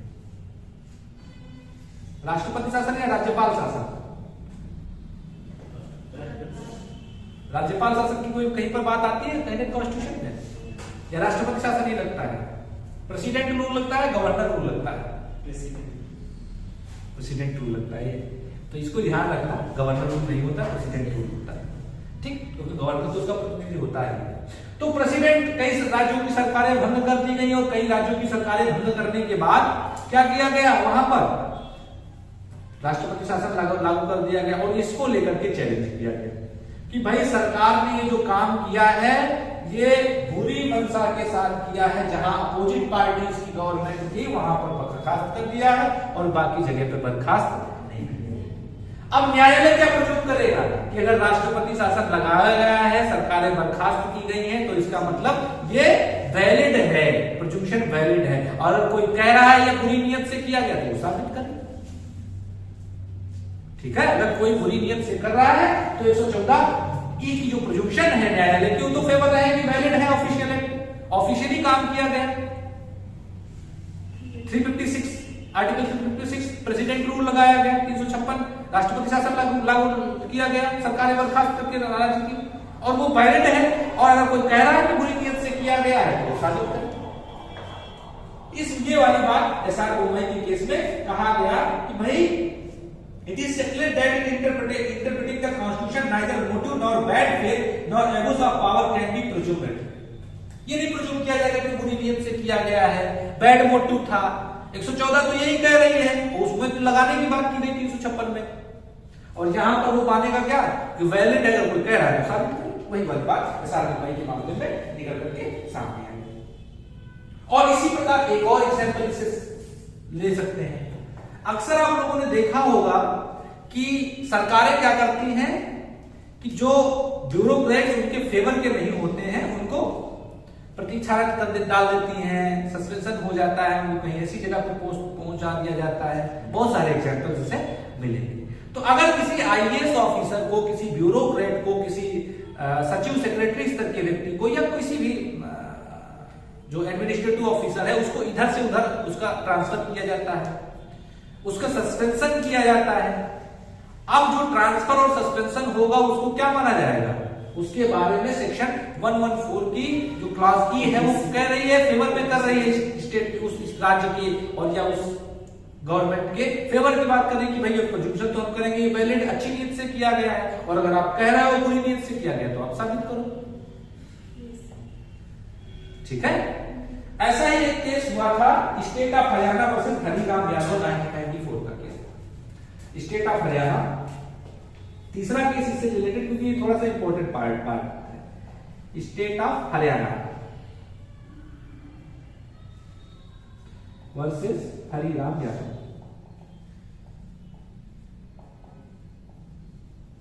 1994 का केस है। ठीक है, 1994 का, इसको ठीक से लिख लेना।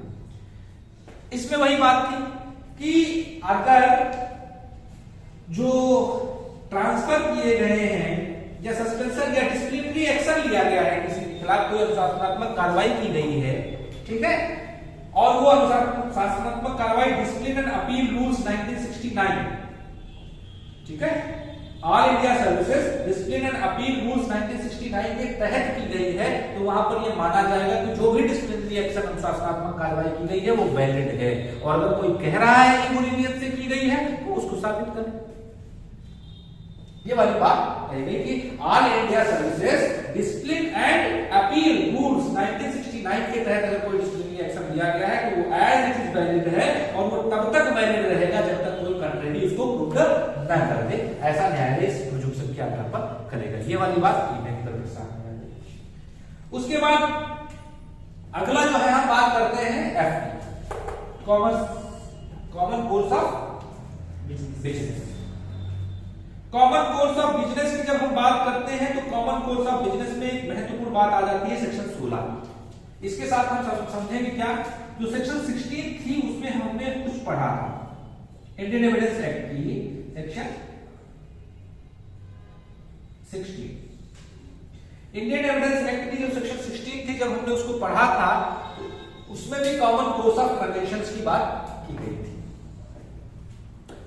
कॉमन कोर्स ऑफ ट्रांजैक्शन इसका मतलब क्या कि अगर कोई बात, ठीक है, कोई कॉमर्शियल ट्रांजैक्शन किया गया है तो ये प्रूव किया जाएगा कि वो ट्रांजैक्शन जो है जैसे किया गया है वो ट्रांजैक्शन क्या हुआ है, वो अपनी परिणति तक, अपनी गंतव्य तक पहुंच गया है। जैसे फॉर एग्जाम्पल के लिए किसी व्यक्ति ने कोई पोस्ट ऑफिस में कोई लेटर पोस्ट किया और वो अगर लौटाया नहीं गया है तो प्रूव क्या किया जाएगा कि डाक ने, पोस्टल डिपार्टमेंट ने उसको यथास्थित जहां के लिए वो भेजा गया था वहां उसको पहुंचा दिया गया था। ये प्रूव किया जाएगा कि वो पहुंच गया है।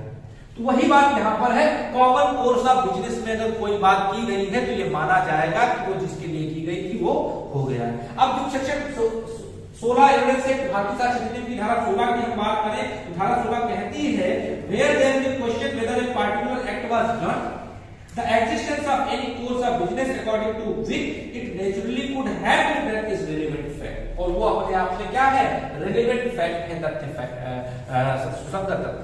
इस प्रकार की बात सेक्शन 114 का जो क्लॉज एफ है उसमें भी इसी प्रकार की बात निकल के आ गई।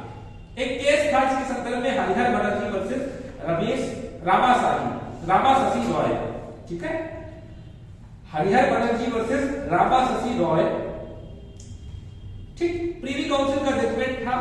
और इसमें क्या कहा गया, वही बात जो भी हमने एग्जांपल के थ्रू आपको बताई कि अगर कोई पोस्ट ऑफिस में पोस्ट कर दिया गया है और उसको वापस नहीं किया गया है पोस्टल डिपार्टमेंट के द्वारा तो ये माना जाएगा कि वो अपने गंतव्य तक, अपनी जो है जहां उसको भेजा गया था वो पहुंच गया है। केस का नाम था हरिहर बनर्जी वर्सेस रामाशसी रॉय, हरिहर बनर्जी वर्सेस रामाशसी रॉय,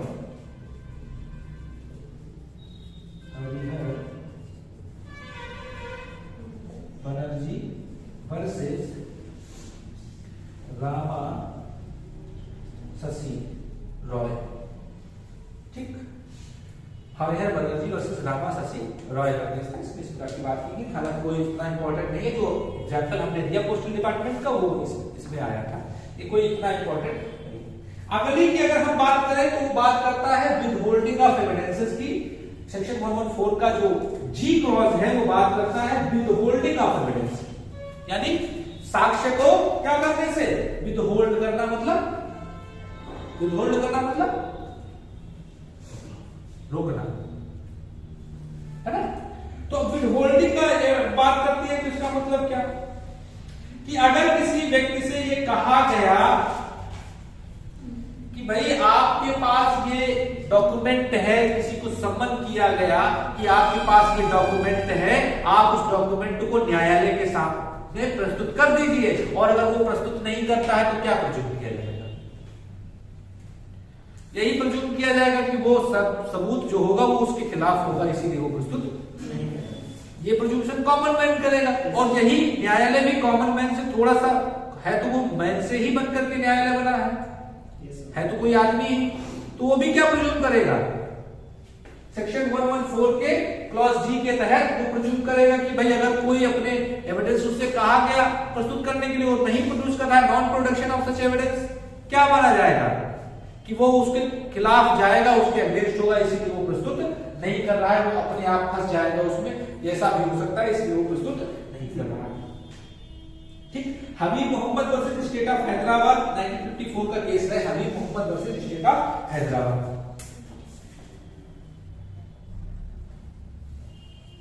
हबीब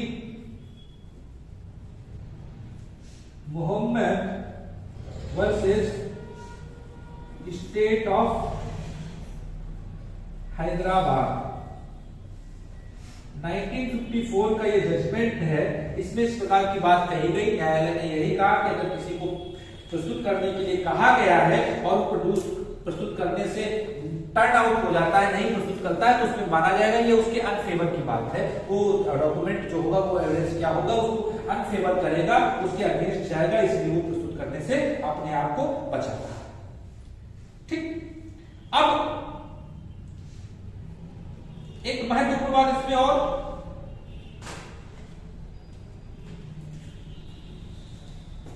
कि किसी विटनेस को अगर पुलिस ने, प्रोसिक्यूशन ने जानबूझकर नहीं बुलाया, किसी विटनेस को पुलिस ने, प्रोसिक्यूशन ने जानबूझकर छोड़ दिया, कहा कि भाई आपको साक्ष्य नहीं दिया जाना है, आपका साक्ष्य के लिए प्रस्तुति नहीं किया गया, और ये बात न्यायालय को बाद में पता चली, तो क्या 114G के तहत विथहोल्डिंग ऑफ एविडेंस की कैटेगरी में उसको माना जाएगा, और ये माना जाएगा कि हो सकता है पुलिस की करतूतें बाहर आ जाए, इसलिए उसको रोका गया। क्या ऐसी प्रिजम्पशन न्यायालय कर सकता है? तो बिल्कुल कर सकता है। ठीक है, क्या ऐसी प्रिजम्पशन न्यायालय कर सकता है? तो बिल्कुल कर सकता है। केस का नाम लिख लो, इंपॉर्टेंट केस था, करनेश Kumar Singh versus state of UP, AIR 1968। Karnesh Kumar Singh versus state of UP, AIR 1968। ठीक है, करनेश Kumar Singh versus state of UP, AIR 1968।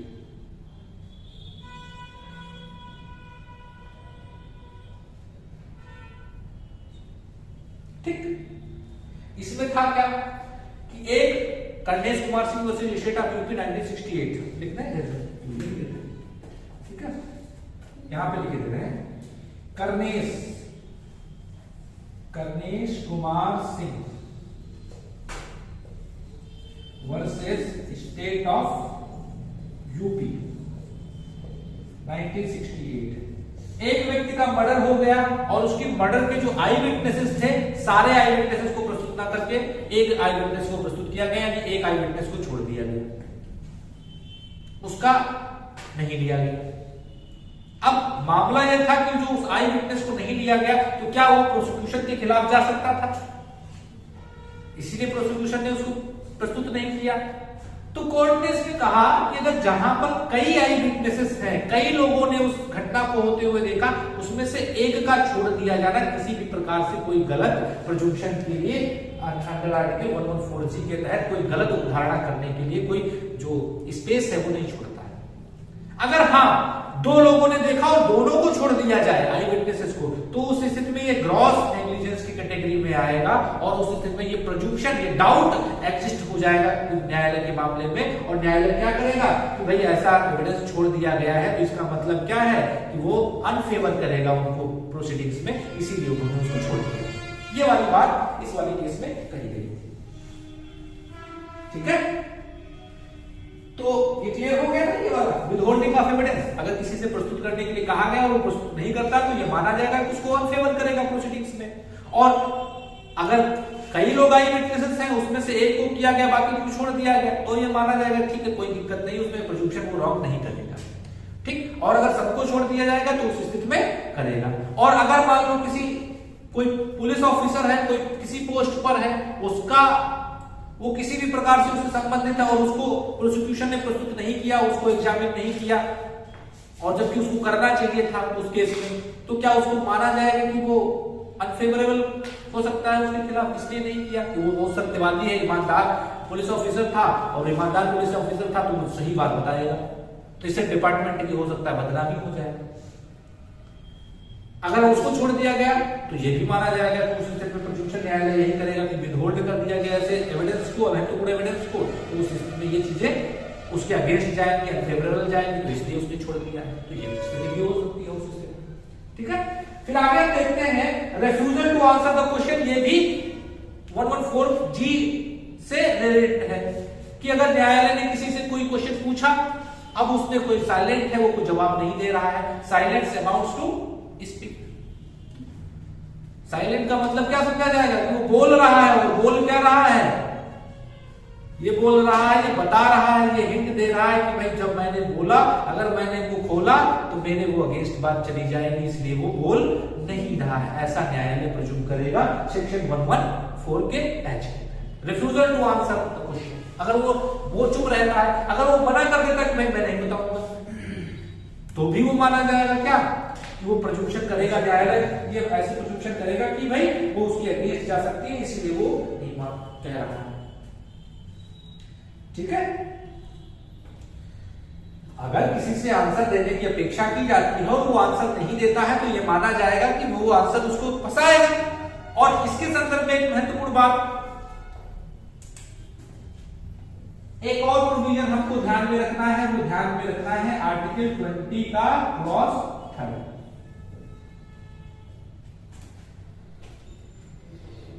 Article 20 का क्लॉज 3 क्या कहता है? ये कहता है राइट अगेंस्ट सेल्फ इंक्रिमिनेशन, यानी किसी को कोई ऐसी बात कहने के लिए, ठीक है, नहीं बाध्य किया जाएगा कि वो उसको, अगर वह बात उसको आरोप में फंसाए। इसी के तहत तो lie detector test, brain mapping, narco analysis, ये सारी चीजें सेबी वर्सेस स्टेट ऑफ कर्नाटका 2010 का जजमेंट है, बहुत इंपॉर्टेंट जजमेंट है, ये सारी बातें कही गई है। तो अगर किसी का कोई ब्रेन मैपिंग या लाई डिटेक्टर टेस्ट ये इस प्रकार से इसको मना करता है, इसके लिए नहीं जाता है, तो भी न्यायालय ये प्रिज्यूम कर सकता है 114 क्लॉज एच के तहत कि वो उसको अगेंस्ट जा सकती है, इसीलिए वो ऐसा नहीं करता है। ठीक है, वो प्रिज्यूम कर सकता है। ये प्रिज्यूम करने की बात कर रहा हूं, 20 दिन ये कह रहा है कि ऐसा कराया नहीं जाएगा उससे। अगर वो उसको लगता है उसको आरोपी बनाएंगे, तो उस स्थिति में उसको ऐसा करने के लिए उसका फंडामेंटल राइट है, उसको ऐसा करने से उसको इस प्रकार से नहीं किया जाएगा कि अगर कोई बात उसको लगता है कि उसको फंसाएगी तो आंसर देने के लिए उसको बाध्य नहीं किया जा सकता। तो वो सिक्योरिटी दे रही है, लेकिन जो जैसे ही ये सिक्योरिटी का उपयोग वो करेगा तो न्यायालय प्रिज्यूम्पशन तो कर ही सकता है 114 एच के तहत। ठीक है, वो किसी भी प्रकार से रोकता नहीं है ये, और ये भी रोकती नहीं है कि भाई आपका बोलने का मन नहीं है, आप रिफ्यूज करना चाहते हो, रिफ्यूज करते हैं, कोई दिक्कत नहीं है। लेकिन हम प्रिज्यूम कुछ और करेंगे उसके बारे में, वो हो सकता है प्रिज्यूम्पशन की बात यहां पर की जाएगी। और लास्ट जो है हमारा सेक्शन 114 का जो लास्ट इलस्ट्रेशन है वो बेस्ड है documents in hands of obligor. Documents in hands of obligor का मतलब क्या? Documents in hands of obligor का मतलब ये कि अगर कोई डॉक्यूमेंट किसी के पास है और उसके ऊपर ये ऑब्लिगेशन करता है कि भाई अगर वो डॉक्यूमेंट उसके कब्जे में होना चाहिए, मतलब उसके ऊपर एक बाध्यता देता है कि भाई अगर इस प्रकार का डॉक्यूमेंट है और आपसे संबंधित है तो ये आपके पास होना चाहिए। भाई फॉर एग्जांपल के लिए अगर आपने कोई डिग्री पास की है, कोई कोर्स किया है, तो उस कोर्स का ये प्रिज्यूम किया जाएगा कि भैया उस सर्टिफिकेट आपके पास होना चाहिए। अगर आप क्लेम करते हैं मैं लॉ ग्रेजुएट हूं, तो आप एलएलबी की डिग्री आपके पास होनी चाहिए। और इस प्रकार की प्रिज्यूम्पशन की बात यहां पर की गई है कि अगर कोई ये कहता है कि ये प्रॉपर्टी मेरी है तो इस प्रॉपर्टी के कागजात मेरे पास होने चाहिए, न्यायालय ये प्रिज्यूम करेगा। ठीक है, तो ये जो सेक्शन 114 आई की जो प्रिज्यूम्पशन है वो बाध्यताधारी, मतलब जो रखता है अब उसके कब्जे में होने की संभावना है, प्रिज्यूम करता है कि वो उसके पास होनी चाहिए, इस प्रकार की बात करता है। अगर किसी ने कोई कर्ज दिया है किसी को और ये कहता है कि कितना दिया है मुझे याद नहीं है, तो उस कर्ज से रिलेटेड कोई ना कोई डॉक्यूमेंट तो उसके पास होना चाहिए, इसने दिया है। ठीक है, ये बाध्यता है। और अगर वो नहीं रखता है इसका मतलब उसने कर्ज दिया ही नहीं है। कंट्रेरी सोचने के लिए मजबूर हो जाएगा, कंट्रेरी प्रिज्यूम करने के लिए न्यायालय मजबूर हो जाएगा। तो वही बात यहां पर की गई, किसी के कब्जे में ऐसा डॉक्यूमेंट जो रखने की जिसे प्रिज्यूम्पशन की जाती है उसके पास अगर नहीं है तो ये माना जाएगा कि वो झूठ बोल रहा है। ठीक है, यानी न्यायालय यहाँ पर 114 आई के तहत वो ये प्रिज्यूम्पशन करेगा कि भाई ऐसा डॉक्यूमेंट अगर उससे रिलेटेड है उसके लिए रखने वाले तो वो उसके पास होगा। इस प्रकार की प्रिज्यूम्पशन की बात सेक्शन 114 आई में की गई है। अब एक महत्वपूर्ण बात और कि 114 में जैसे हमने पहले ही बात बताई थी कि ये एग्जॉस्टिव लिस्ट नहीं है, जो 9 बातें ये की गई वहां पर, ये एग्जॉस्टिव नहीं है, इसमें कुछ और बातें जुड़ सकती हैं। और फॉर एग्जाम्पल के लिए अगर हम प्रोजुक्शन की बात करें तो लिव इन रिलेशनशिप वाली बात यहां पर आ सकती है। कैसे आ सकती है कि अगर कोई कपल, और कैसे कई केसेस हैं जिसमें हम केसेस की भी बात करेंगे, अभी बताएंगे आपको।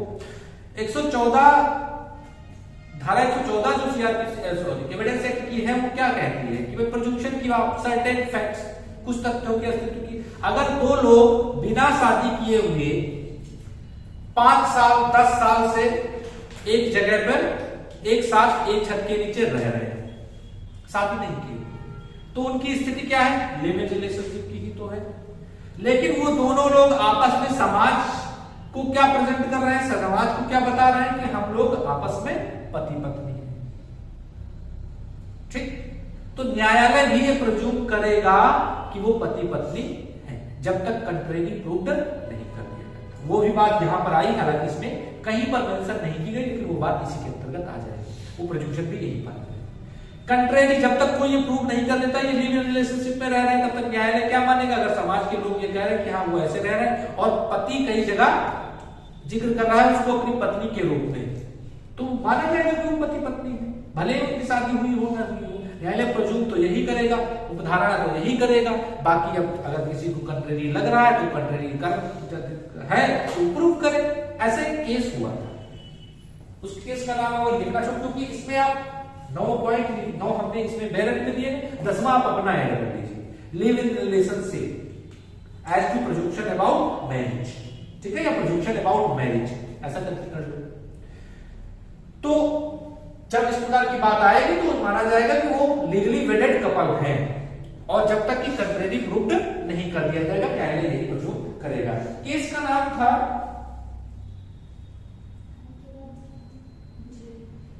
Badri Prasad versus director of consolidation 1978। Badri Prasad versus director of consolidation 1978, supreme court का ये जजमेंट है।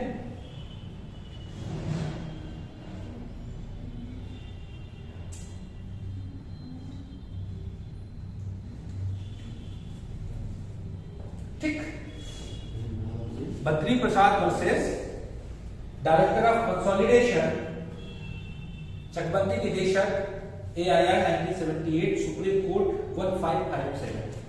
तो Badri Prasad versus director of consolidation के मामले में कहा क्या गया कि एक व्यक्ति से कहा गया कि भाई आप अपना मैरिज का सर्टिफिकेट जो है, आपकी अगर मैरिज हुई है तो आप फोटोग्राफ शादी के, या आपने रजिस्टर्ड कराया है तो उसका सर्टिफिकेट आप प्रस्तुत करिए, और उन्होंने प्रस्तुत नहीं किया, तो कोर्ट क्या मानेगा? कोर्ट ये मानेगा कि भाई उनकी शादी नहीं हुई है, वो लीगली वेडेड कपल नहीं है। वहीं पर एक केस और था, और उस केस का नाम था लालसा वर्सेस अपर डिस्ट्रिक्ट जज बस्ती। लालसा वर्सेस अपर डिस्ट्रिक्ट जज बस्ती, लालसा वर्सेस अपर डिस्ट्रिक्ट जज बस्ती, बस्ती मतलब यही फैजाबाद बस्ती को आगे, है ना। AIR 1999 का केस है, इलाहाबाद हाईकोर्ट का जजमेंट है।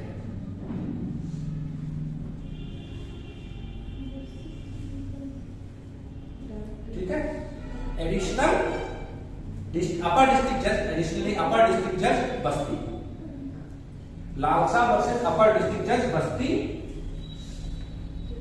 1999 का है, 1999 का केस। इसमें था क्या कि 4 वर्षों से दो लोग पति और पत्नी की तरह रह रहे थे, 4 वर्षों से, और जो मैन था, जो हस्बैंड था, जो हस्बैंड जो कपल में जो मेल मेंबर था, वो मेल मेंबर रेलवे में एम्प्लॉय था, और रेलवे एम्प्लॉयमेंट में उसने जहां पे भी डॉक्यूमेंट की जरूरत पड़ी वहां पर उसने उस महिला को अपनी पत्नी बताया, और 4 साल से वो एक साथ रह रहे थे। तो उस डॉक्यूमेंट के आधार पर न्यायालय यह प्रिज्यूम कर सकता है कि वो लोग क्या है, लीगली वेडेड हस्बैंड एंड वाइफ हैं। ये वाली बात इसमें कही गई। ठीक, वहीं पर पहले वाले मामले में वो लोग क्या थे, लगभग 50 वर्षों से एक साथ रह रहे थे, लेकिन उनकी शादी नहीं हुई थी। तो न्यायालय क्या प्रूव करेगा कि वो हस्बैंड एंड वाइफ हैं। ठीक, अब अगर उनसे उनके संदर्भ में उसके इसमें एक बात और कही गई कि अगर कोई किसी से कहा गया कि भाई आप प्रोड्यूस करिए, कोई डॉक्यूमेंट प्रोड्यूस करिए, कोई प्रूफ प्रोड्यूस करिए कि आप लीगली वेडेड हस्बैंड एंड वाइफ हैं, तो वो प्रोड्यूस करने में असफल रहता तो न्यायालय कंट्रेरी प्रूव करेगा कि वो हस्बैंड एंड वाइफ। ठीक है, और अगर वो प्रूव कर देते हैं कि भाई 5 दशक से लगभग 50 सालों से हम लोग साथ में रह रहे हैं, ऐसा एविडेंस वो दे देते हैं, तो उस स्थिति में माना जाएगा कि वो लीगली वेडेड हस्बैंड एंड वाइफ है। माना जाएगा मतलब प्रूव किया जाएगा, उपधारणा करेगा न्यायालय, तो वो मैरिज की उपधारणा भी इसी में सम्मिलित हो जाएगी। ऐसे करके अनेकों उपधारणाएं 114 में आ सकती है। ये अपने आप में बहुत ब्रॉड सेक्शन है, उसमें बहुत सारी बातें आती है, तो ये लिमिटेड नहीं है, ऐसे करके बहुत सारी बातें इसमें आ सकती है। अब एक सेक्शन और हमारे पास बचा है 114 कैपिटल ए, जो बात करता है absence of consent in rape cases. Generally न्यायालय ये प्रूव करेगा कि अगर रेप हुआ है तो उस महिला ने कंसेंट नहीं दी थी। ठीक है, सहमति से नहीं हुआ था, ऐसी प्रिजम्पशन न्यायालय करेगा। अब अगर कोई कह रहा है सहमति थी तो वो कंट्रेरी है तो प्रूव करे। ऐसे प्रोविजन को जोड़ने की आवश्यकता क्यों पड़ी 114 कैपिटल ए को? 1983 में इसको जोड़ा गया था। 1983 में 1983 में इस प्रोविजन को जोड़ा गया। अब जब 1983 में इसको जोड़ा गया तो हर घटना के पीछे कोई ना कोई उसका इतिहास होता है, कुछ ना कुछ उसकी पृष्ठभूमि होती है। इसकी पृष्ठभूमि क्या थी? इसकी पृष्ठभूमि थी मथुरा का केस, मथुरा बालक संघ का मामला। मथुरा बालक संघ का मामला क्या था कि Tukaram versus state of Maharashtra, popularly known as Mathura case. Tukaram versus state of Maharashtra 1979 का ये केस था। इसमें क्या था कि एक महिला के साथ, ठीक है, पुलिस ऑफिसर के द्वारा रेप किया गया। अब उस समय ये कोई प्रोविजन था नहीं, प्रोसिक्यूशन था नहीं, साबित करने का भार किस पर है? प्रोसिक्यूशन पर है। प्रोसिक्यूशन ये साबित करे कि भाई उस महिला के साथ रेप हुआ है तो उसने कंसेंट नहीं दी थी, कंसेंट नहीं दी थी, फिर भी उसके साथ रेप किया गया है, ऐसा साबित करने का भाग किस पर है? प्रोसिक्यूशन पर है। तो बड़ा बवाल हुआ, बड़ा जो है प्रदर्शन हुए, और उस प्रदर्शन के बाद चूंकि कौन था? पुलिस ऑफिसर था, और पुलिस ऑफिसर के भय के कारण वो महिला उसके साथ चली गई, उसने ऑब्जेक्ट नहीं किया, क्योंकि पुलिस का एक रॉ भी अलग होता है। उसने ऑब्जेक्ट नहीं किया क्योंकि वो पुलिस ऑफिसर, अगर मैंने ऑब्जेक्ट किया हो सकता है वो मुझे मार डाले, हो सकता है मुझे वो किसी झूठे केस में फंसा दे, इसलिए उसने ऑब्जेक्ट नहीं किया, जबकि उसकी कंसेंट नहीं थी। उस स्थिति में वो लोग छूट गए, जो आरोपी थे, जो अक्यूज थे, वो छूट गए। अब जब छूट गए तो पूरे देश में बड़ी प्रदर्शन, धरना प्रदर्शन, इस प्रकार की चीजें होने लगी कि भाई मथुरा को इंसाफ मिले। अब मथुरा को इंसाफ मिले या ना मिले, लेकिन आगे आने वाली मथुरा को इंसाफ जरूर मिले, इसके लिए क्या किया गया? 114 कैपिटल ए 1993 में जोड़ दिया गया। कहा गया कि अब इन केसेस में, रेप के संदर्भ में जहां बात आएगी वहां पर यह माना जाएगा कि उसने प्रज्यूम, न्यायालय यही करेगा कि कंसेंट वहां पर नहीं थी, और अगर कोई कह रहा है कंसेंट थी तो वो साबित करने का भार डिफेंस में चला जाएगा। और पहले क्या था? 114 कैपिटल ए ना होने के पहले, यानी 1983 के पहले क्या था कि साबित करने का भार प्रोसिक्यूशन पर होता था। ठीक है, कि उसने कंसेंट दी थी, ठीक है, या नहीं दी थी, जैसा समझ में आ गया ना 114 ए। तो ये आपका सेक्शन 113 कैपिटल ए से लेकर के 114 कैपिटल ए तक प्रिजम्पशन की जो बात है वो हो गई। ठीक है, तो आशा समझ में आया होगा।